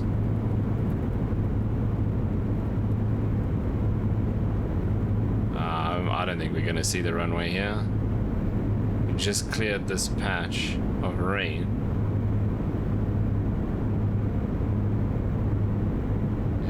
ways we're gonna see anything there.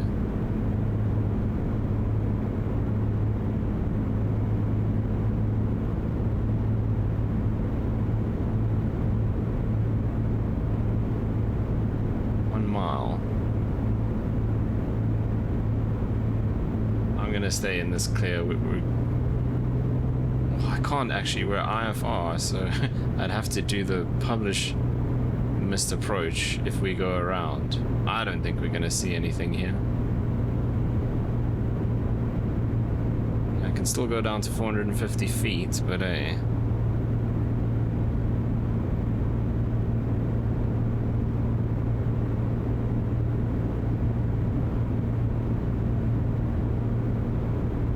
not a chance.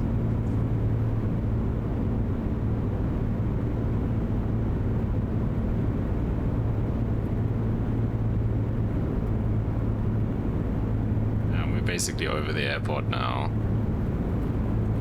Okay.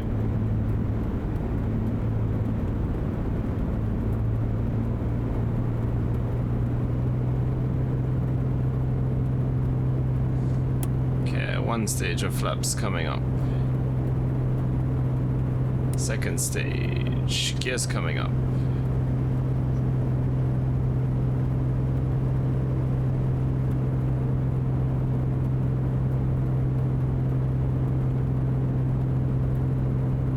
Okay, so we're flying at 314, not above 4,500.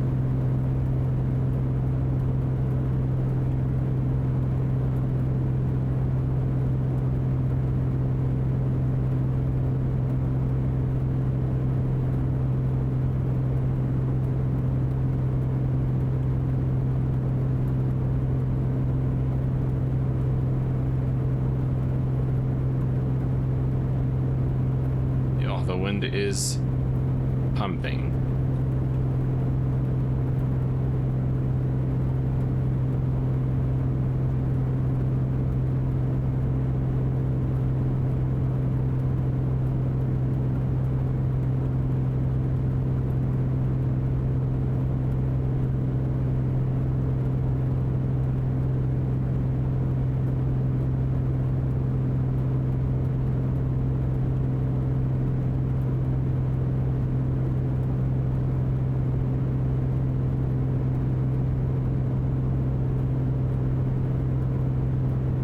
Not keeping this heading at all.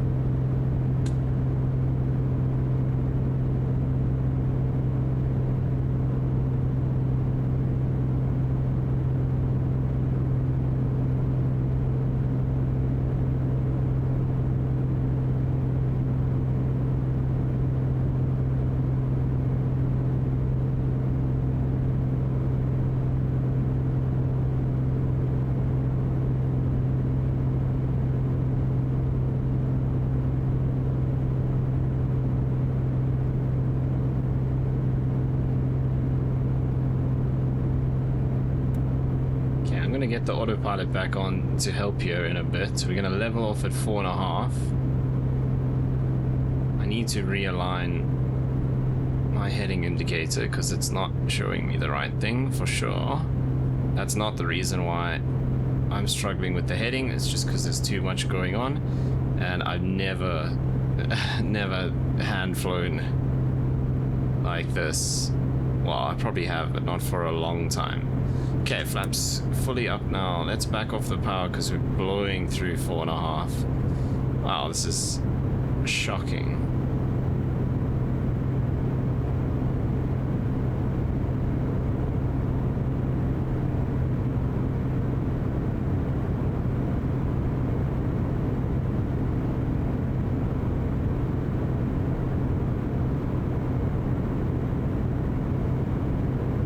once I get everything stabilized here, we're going to make a turn to 127. And I guess I'm going to have to try that again.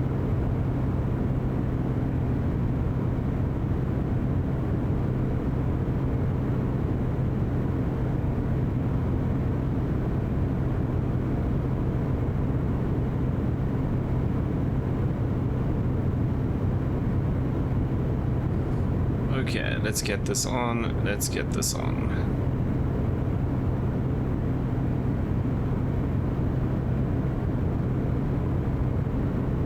Right, we need to get this aligned. Yeah, it's way off. So we should be about there. And I know that probably doesn't seem like way off, but that's a big difference. Okay, we need to go to 127 and climb to 5,000. So there's 120, there's 125, there's 127 about there.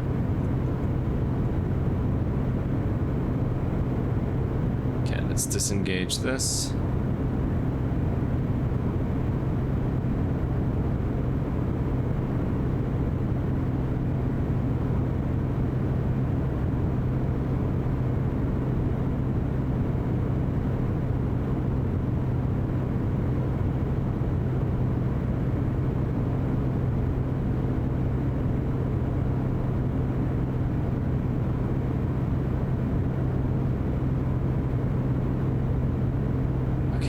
I don't know why this isn't working, but it is quite a problem.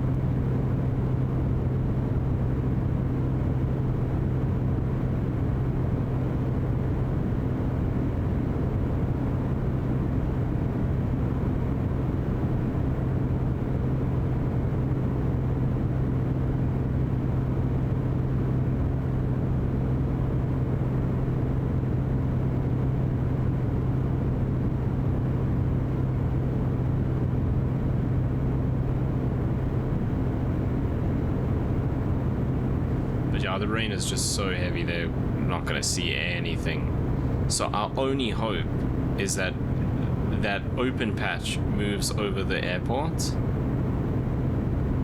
because if it doesn't, there's no chance we're getting in there.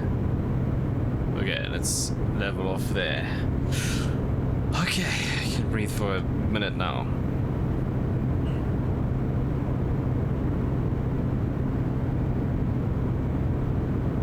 Basically, you're gonna have to just load it up again, but now we're gonna come from A instead of C. Is this the reason it wasn't working? I don't think so, because it was updating the side. Okay, let's select another one.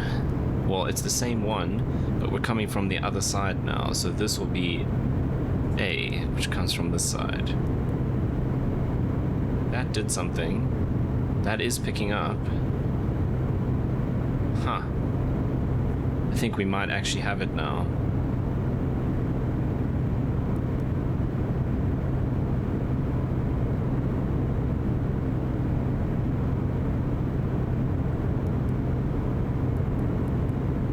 Sick. This is working again. Okay. Desired track of 128. Which is pretty much bang on where we are, which makes sense. It's a direct to Dillon, come on. Okay, that turn is going to be a struggle. Particularly for the autopilot. Because we've got to basically go back and head in the opposite direction. Well, no, not quite. It's just more than 90. It's probably 95-ish degrees. Okay, same thing again. At A, 5,000 feet. The next waypoint, which is I, 3,800. F, we need to be 2,200. And then we can go down to minimums. Okay, fuel. We've still got plenty of fuel, but I am now going to switch the tanks over. Because that wasn't helping with me trying to maintain heading, and we've got an imbalance.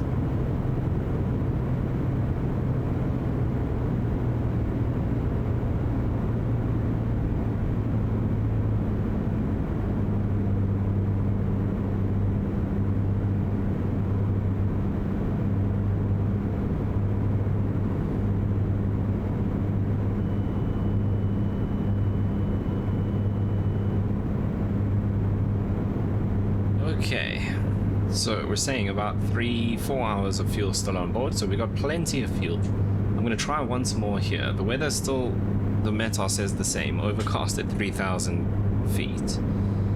But the heavy rain, I think, is what's causing the big issue. The wind is not helping either.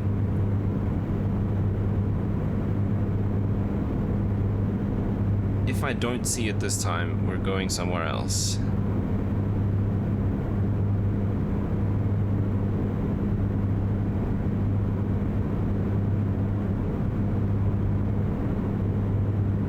To be honest, I don't have a lot of hope. That was pretty bad. Okay, I'm gonna just pick up the speed a little here.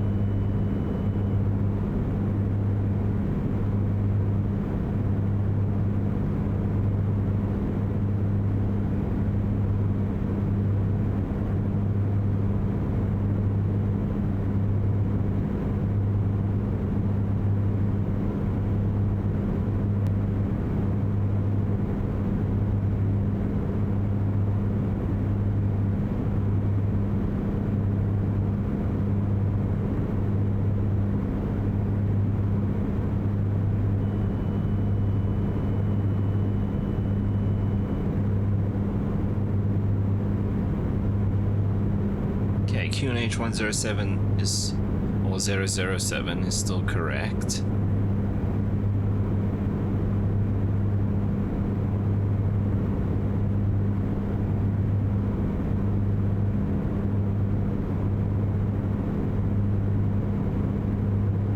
Okay, what I'm actually going to do is set up my course for the final, which is 314.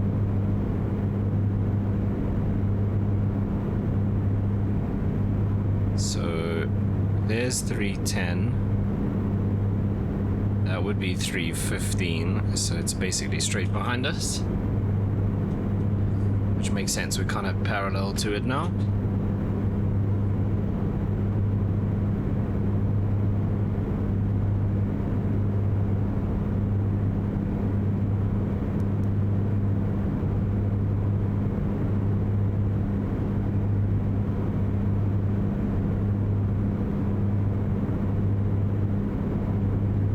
Right, 8 miles before we start this whole thing again.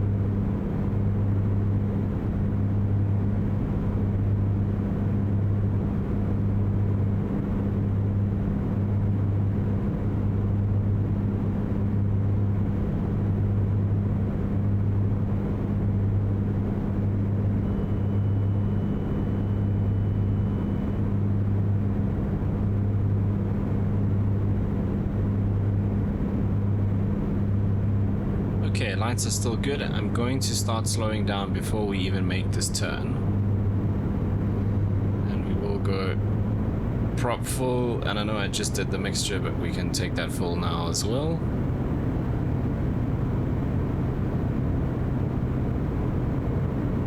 Right, slowing it down makes things a lot easier.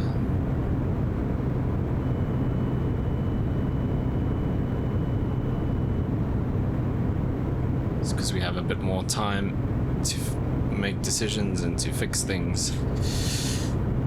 Okay, 2 minutes.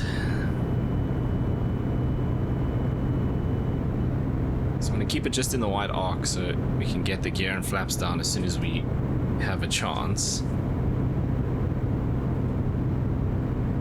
Now look at that turn, it's a weird angle. I don't think the autopilot's going to do that, so I'm probably going to have to hand fly right from the start.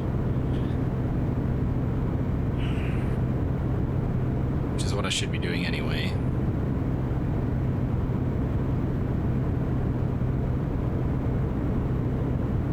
Okay, 5,000, then 3,800. Right, QNH is set, lights, prop, mixture. Fuel tank. Course is set. Our alignment is probably as good as it's gonna get.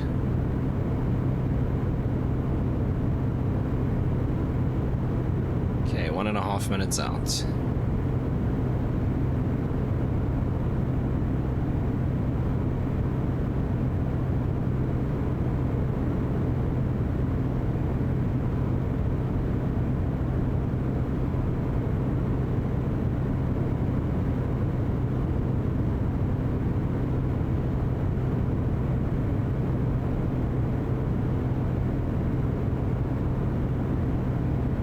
This is not how I expected this video to go. It's supposed to just be a nice chilled flight up the coast, and then turns into one of the most intense approaches that I've had to do. Okay, here we go. Autopilot's off. Right, let's start this turn.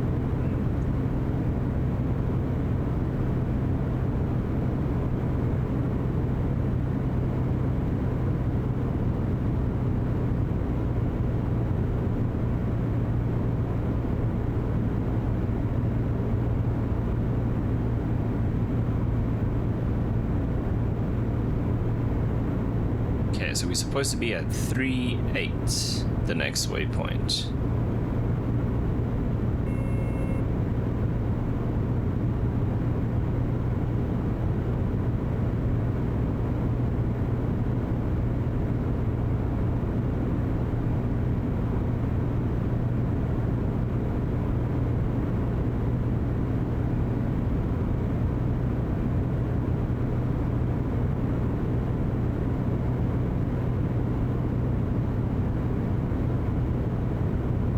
Okay, 4,500 feet, 1 minute 40 seconds out.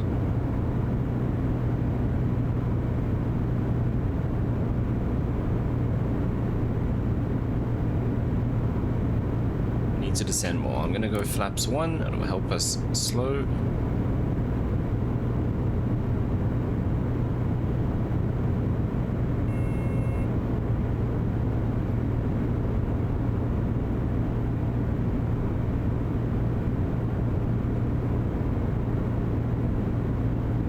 Into the rain again.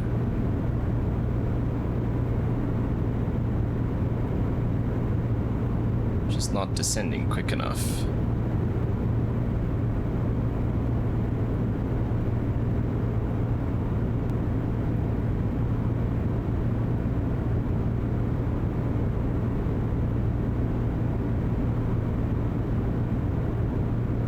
Okay, 48 seconds out. I'm at 3.9, so we're actually looking good on the descent.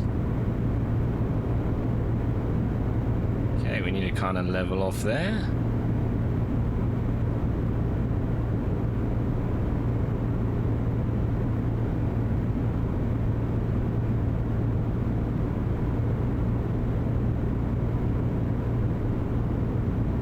Okay, now we're turning right to get onto that 314 course. Okay, here we go. Down to 2,200 feet as well.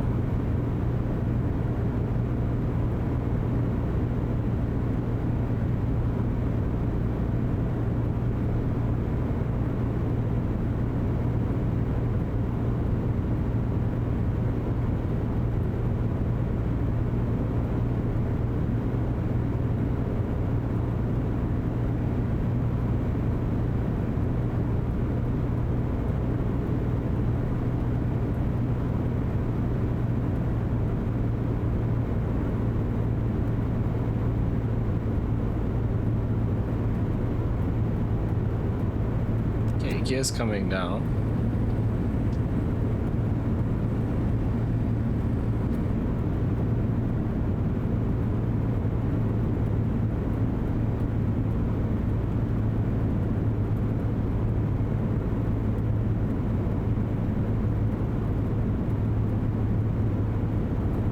so 2,200 is our next altitude.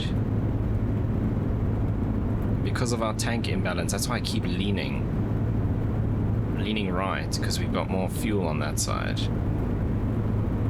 Okay, I'm gonna go flaps 2 now.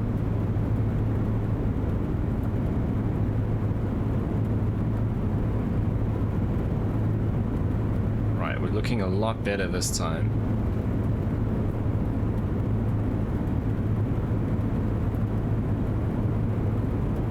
Just got to keep that right hand lean in check.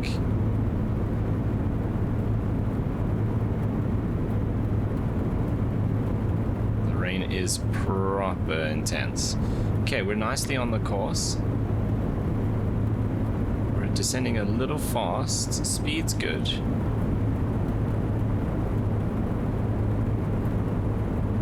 We're being pushed now. Let's get that heading back. Okay, 2,200 is where we are stopping, so we're gonna level off here. We're doing the kind of dive and drive as opposed to a nice smooth descent, which is fine as long as we stay at those kind of minimums. Okay, 1.4 miles out from the point where we need to be at 2.2, and then after that it's down to minimums of 450. Let's keep the speed up a bit. Starting to see the ground. I'm going flaps full.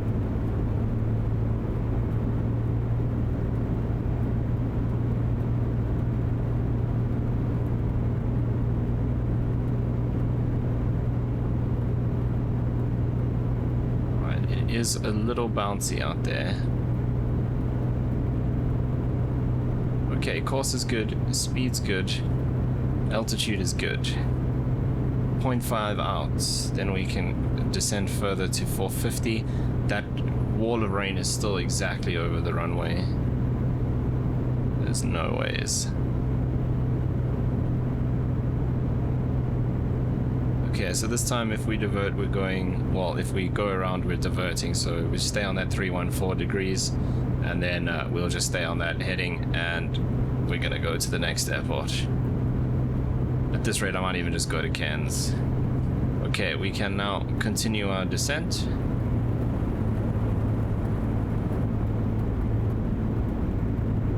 Okay, so 450 is the minimums.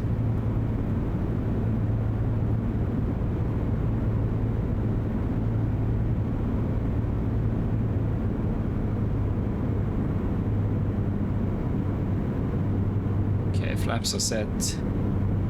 Lights are set, everything's good. There's no ways we're gonna see anything in there.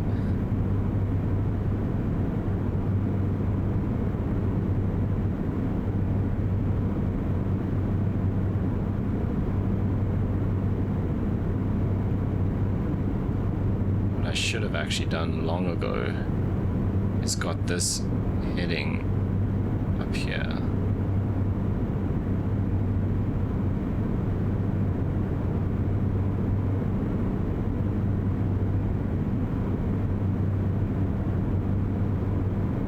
Still 3 miles out.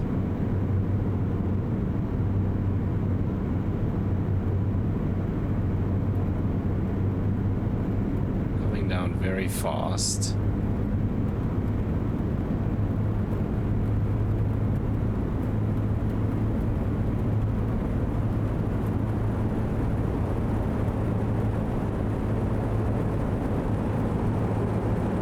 Oh, that is rough.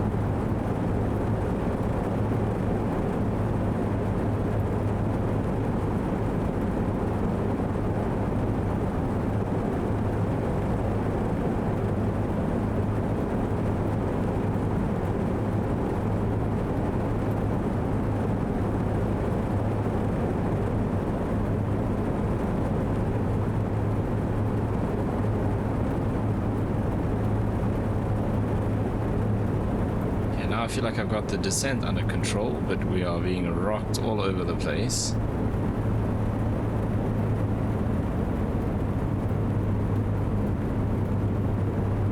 "700 feet. Let's get back on the course here.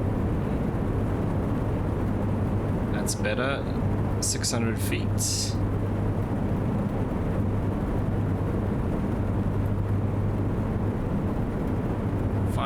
Feet, 1.4 miles out from minimum's point.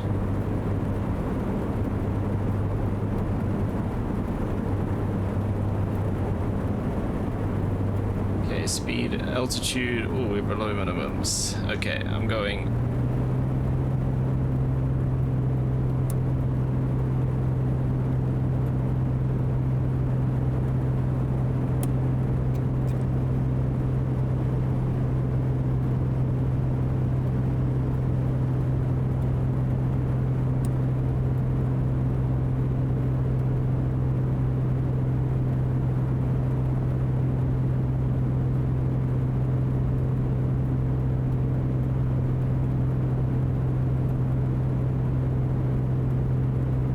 Was not fun at all.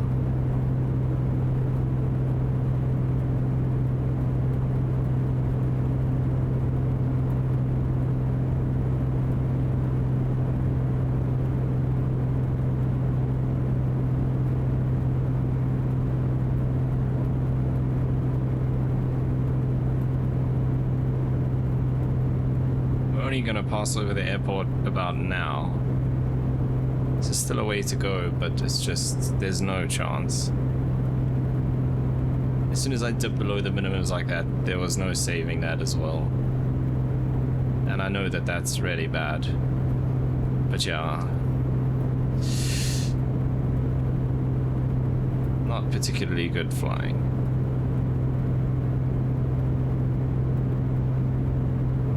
Okay, let's get the autopilot on to help us here, because now I need to find another airport to go to.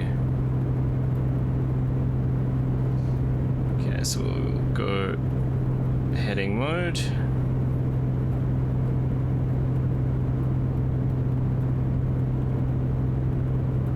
Okay, up to about 5,000. Right, let's go climb settings. So 2424.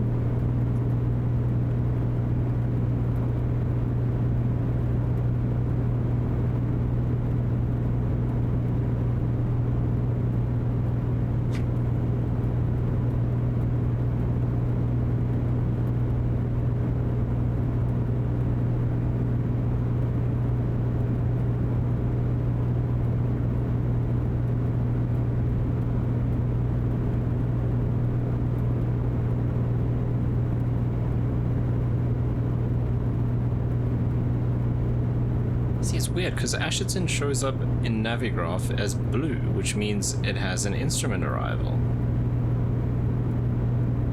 Or instrument approach, I mean. But if I go here...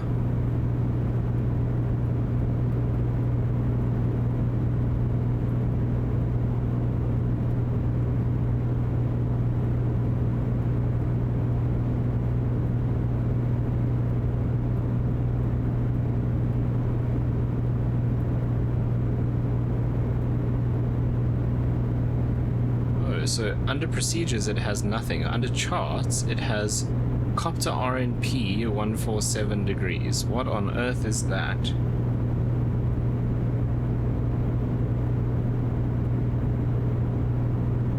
Oh, it is an approach. But under... okay. Under procedures there's nothing listed. That's weird.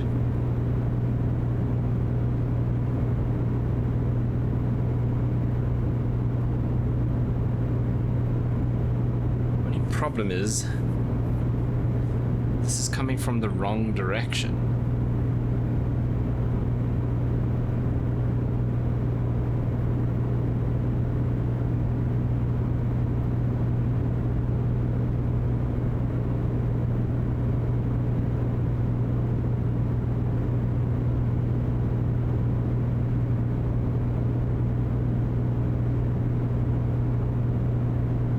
Runway 15.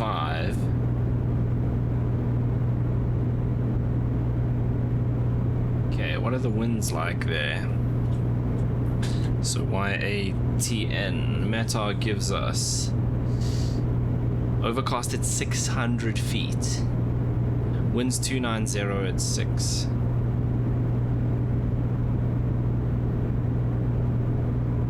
Let's just level off here.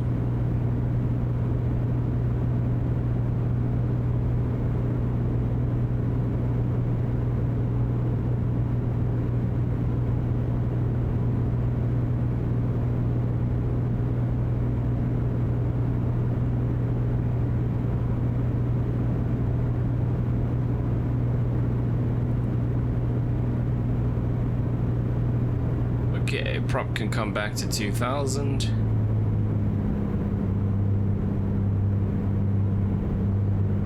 And we'll do power back as well.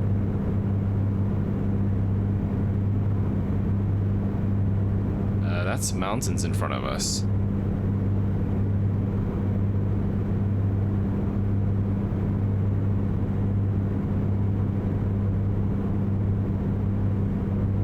Okay.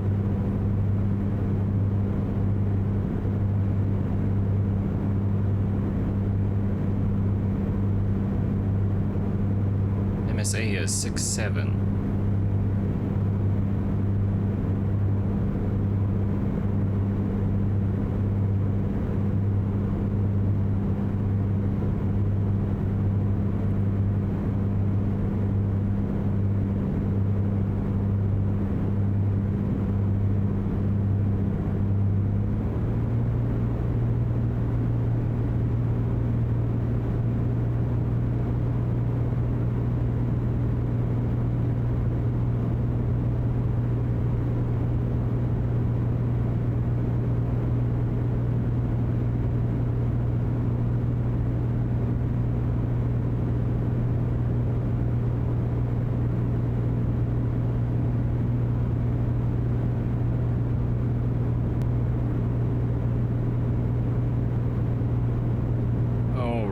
So at Atherton, runway heading is 147, wind speed is 6, and direction of wind is 290. So it gives us a 5 knot tailwind and a 4 knot right crosswind. It's not great, but I think we can do that. We still got plenty of fuel, so maybe we try Atherton, and if that doesn't work, we will then head to Cairns.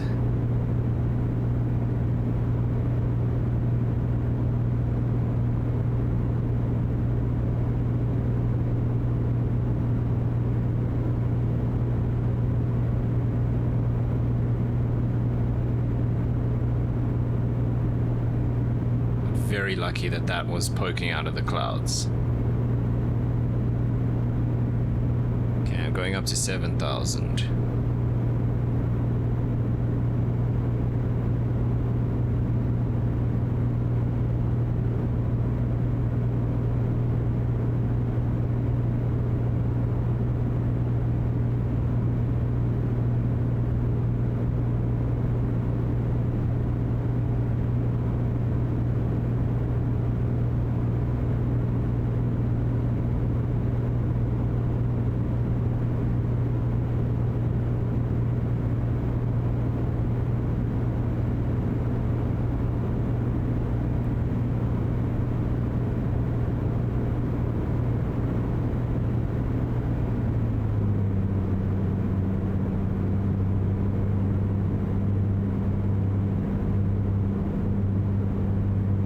We are changing destinations again, so let's go in here, get rid of this, and we're going back to our original destination.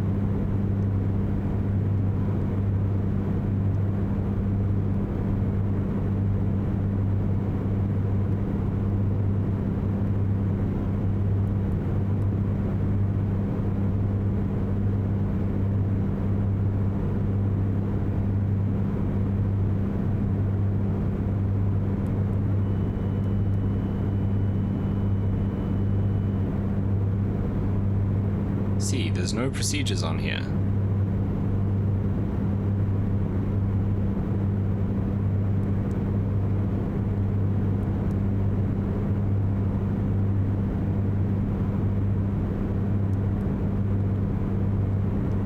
Yeah, okay. That's very strange.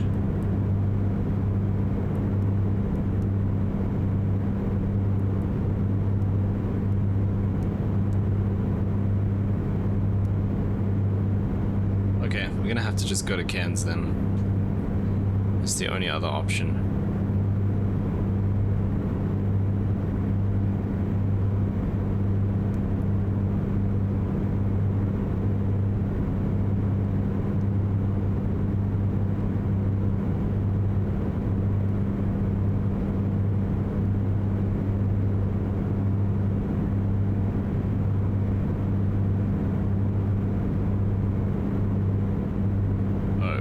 Those two are the wrong way around. I say, why is that not working? It's YBCS.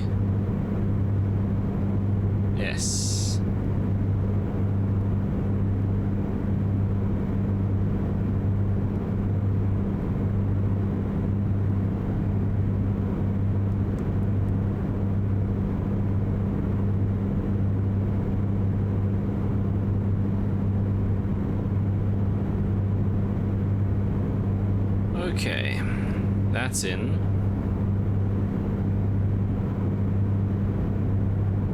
Right, what are we gonna do at Cairns? Runway 33.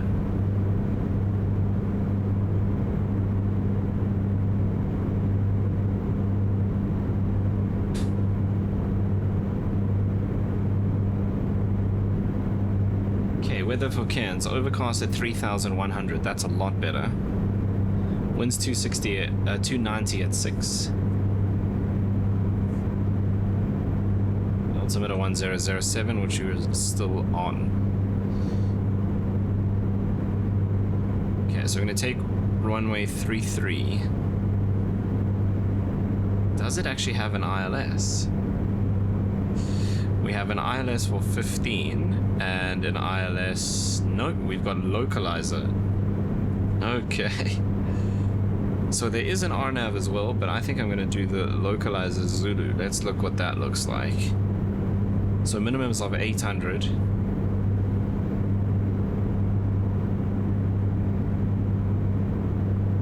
Basically already on it, to be fair.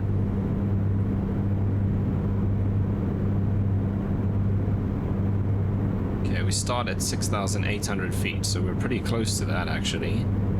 Start backing off the power so we have time to sort this out. Okay, heading, and then the Cairns VOR is 1095.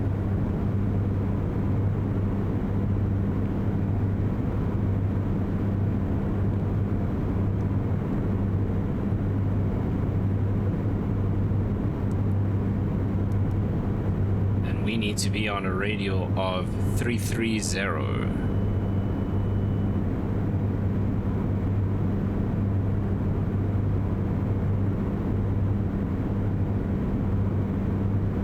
So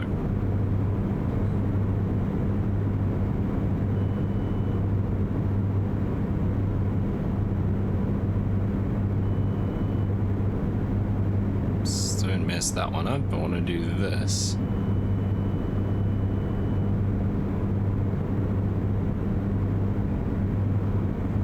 Okay, what is our current distance?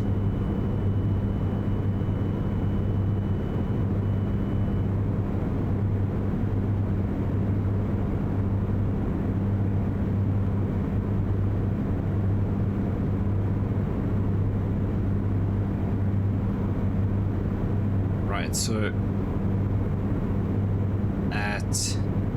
we're basically going to join in on 16.9 is the next point, and at that we need to be 5,140, so call it 5,200 feet.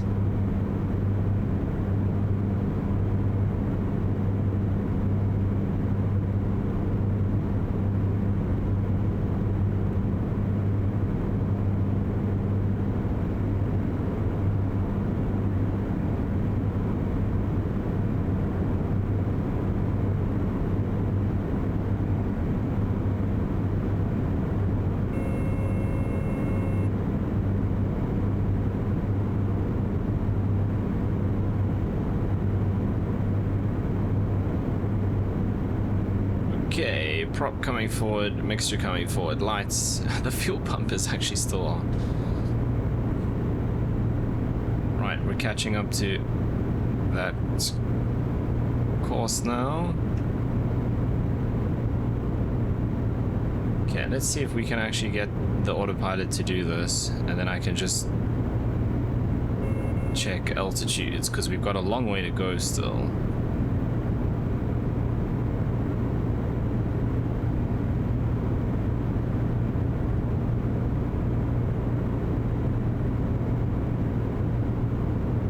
Okay, we're coming through 6,200 feet now.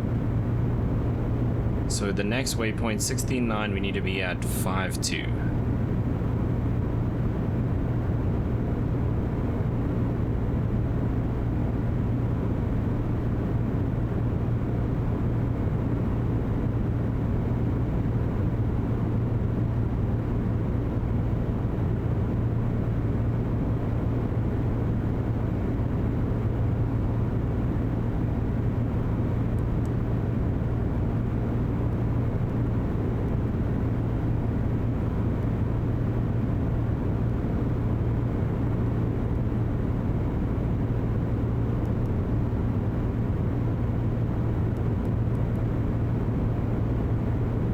So we're a little high. We're quite a bit high, actually.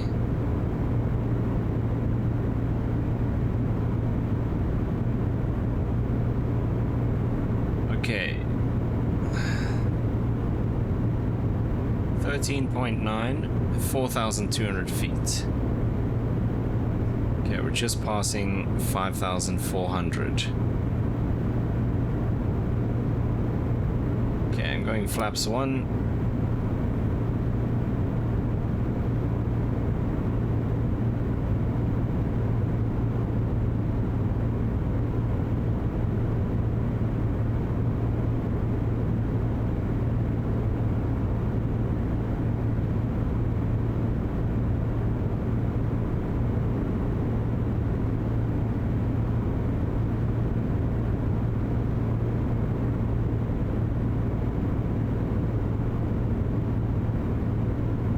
Just passing 5,000 feet, 4,200 in a couple of miles. I mean, less than half a mile, so we're still very high. Let's get the gear down then as well to help.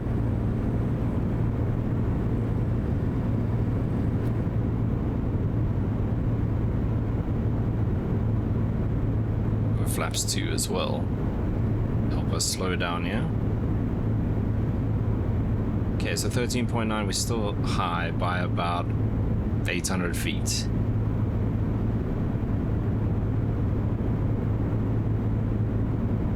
Okay, 11.9, so let's call it 12.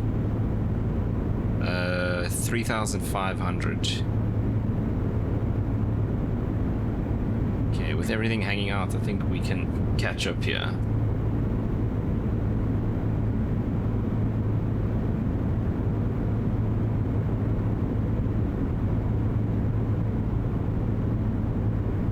Coming up to 12, we're still high. Okay, let's go flaps full. We'll bring the nose down even more. Okay, I can back the power off more as well now because the gear's out. Didn't think of that.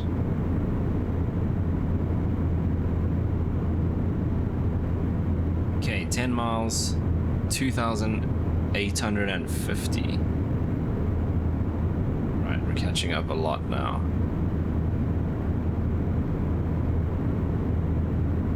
Okay, that's better.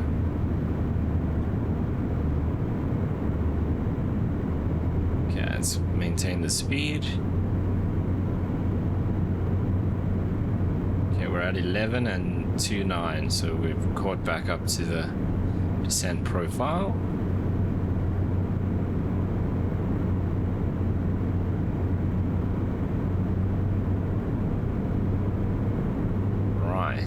There we are. Basically need to level off here now. Okay, so we're at 2.8 and 10.7. Right, then 7 miles, 1850.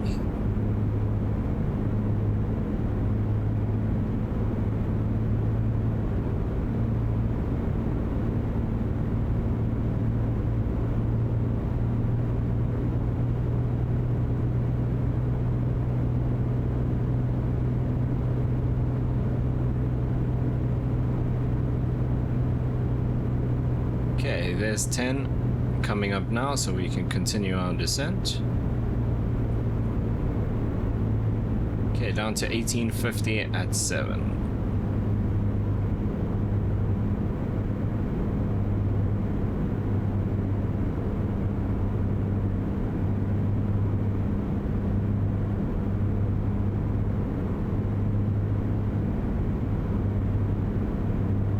Helps a lot to have the autopilot doing it just at least one thing.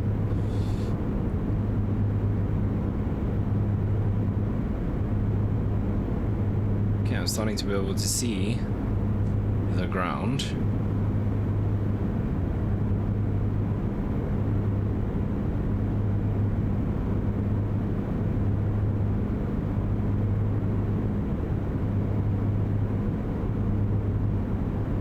Here's the runway.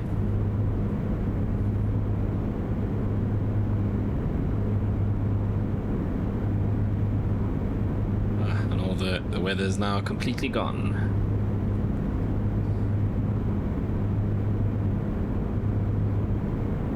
It feels so crazy to have been stressing and going so slowly at this point when you see how far out we actually are. But in the clouds like that, it's pretty intense. Okay, there's 8 miles.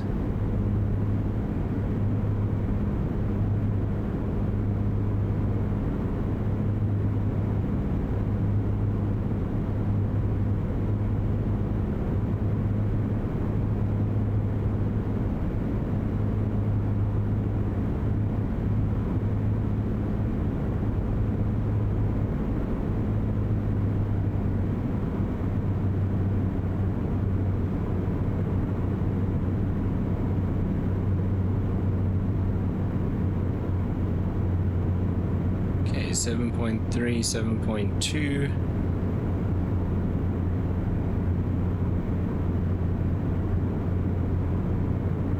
Okay, 7 miles, 850 basically.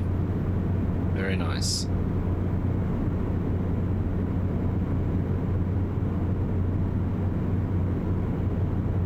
Six miles, 1530.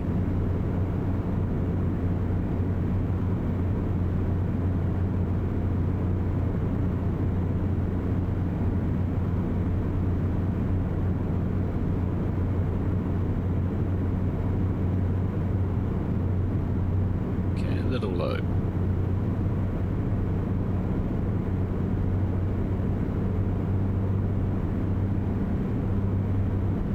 Five miles, 12.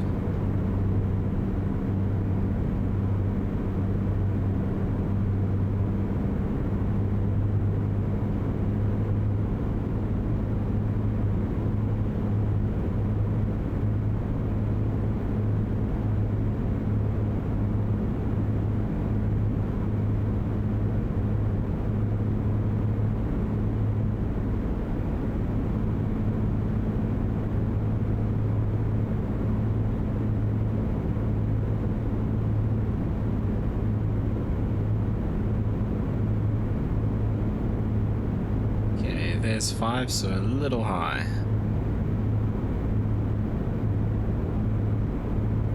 4.1, 910 feet.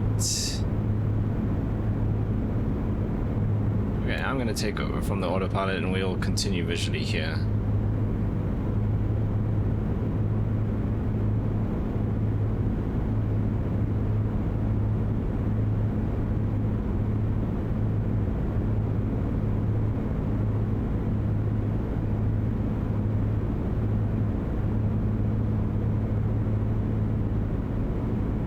Look at the terrain around here. It's sort of been pretty treacherous in the weather.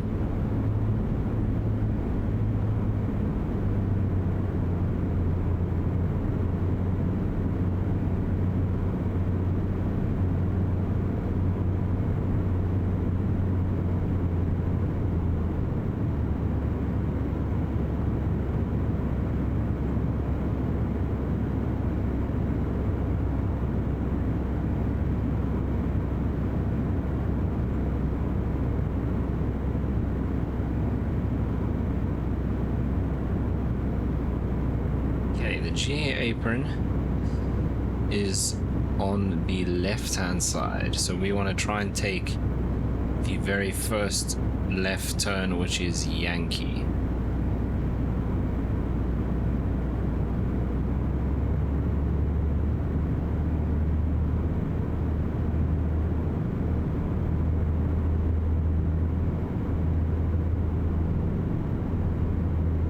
Wow, look at that. Tennis courts.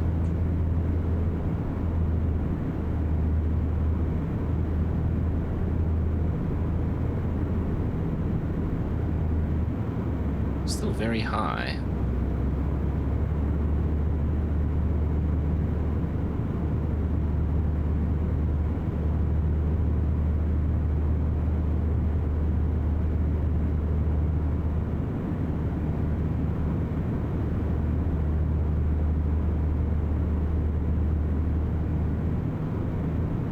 Those are animals. Those are kangaroos. Well, didn't expect we'd see them literally next to the runway at Cairns, but welcome to Flight Sim 2024.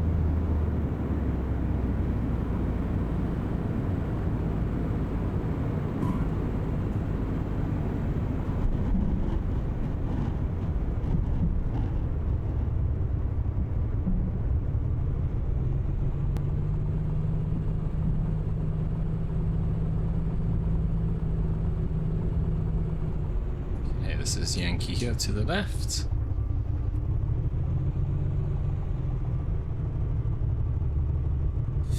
Okay, flaps coming up. And then it's a left turn, and then we've got a couple of stands to choose from. Landing lights and strobes, fuel pump, mixture, we've leaned a bit.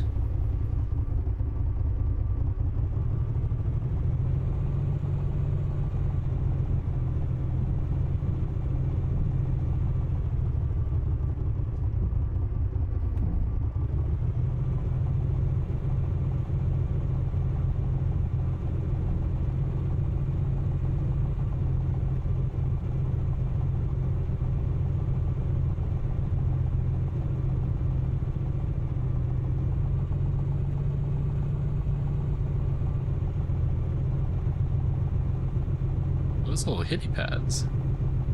They are too. I guess they're kind of shared because they're marked as GA on the chart.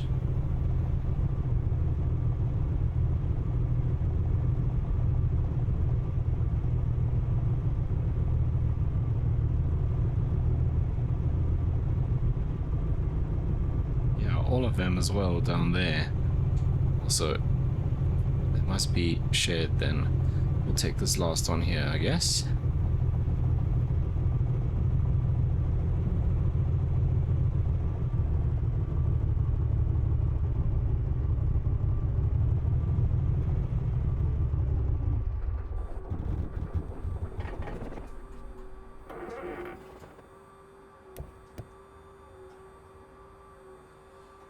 Okay, wow, that got way more intense than I was expecting. Why did I just click that? I'm supposed to click this. Okay, that's fine, that stays on, that comes off.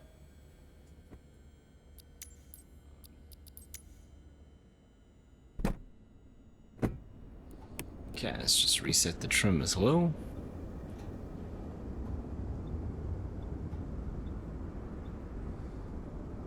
Wow, okay, that was a lot.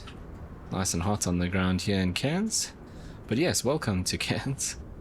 Let's just jump out and do stuff like this.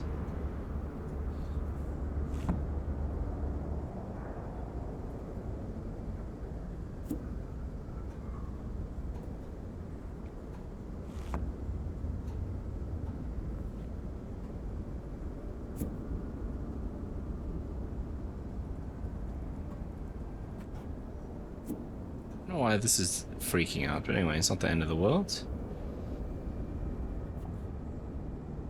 Okay. Then, I wonder if I can actually do this from this view. Can we close the door? No.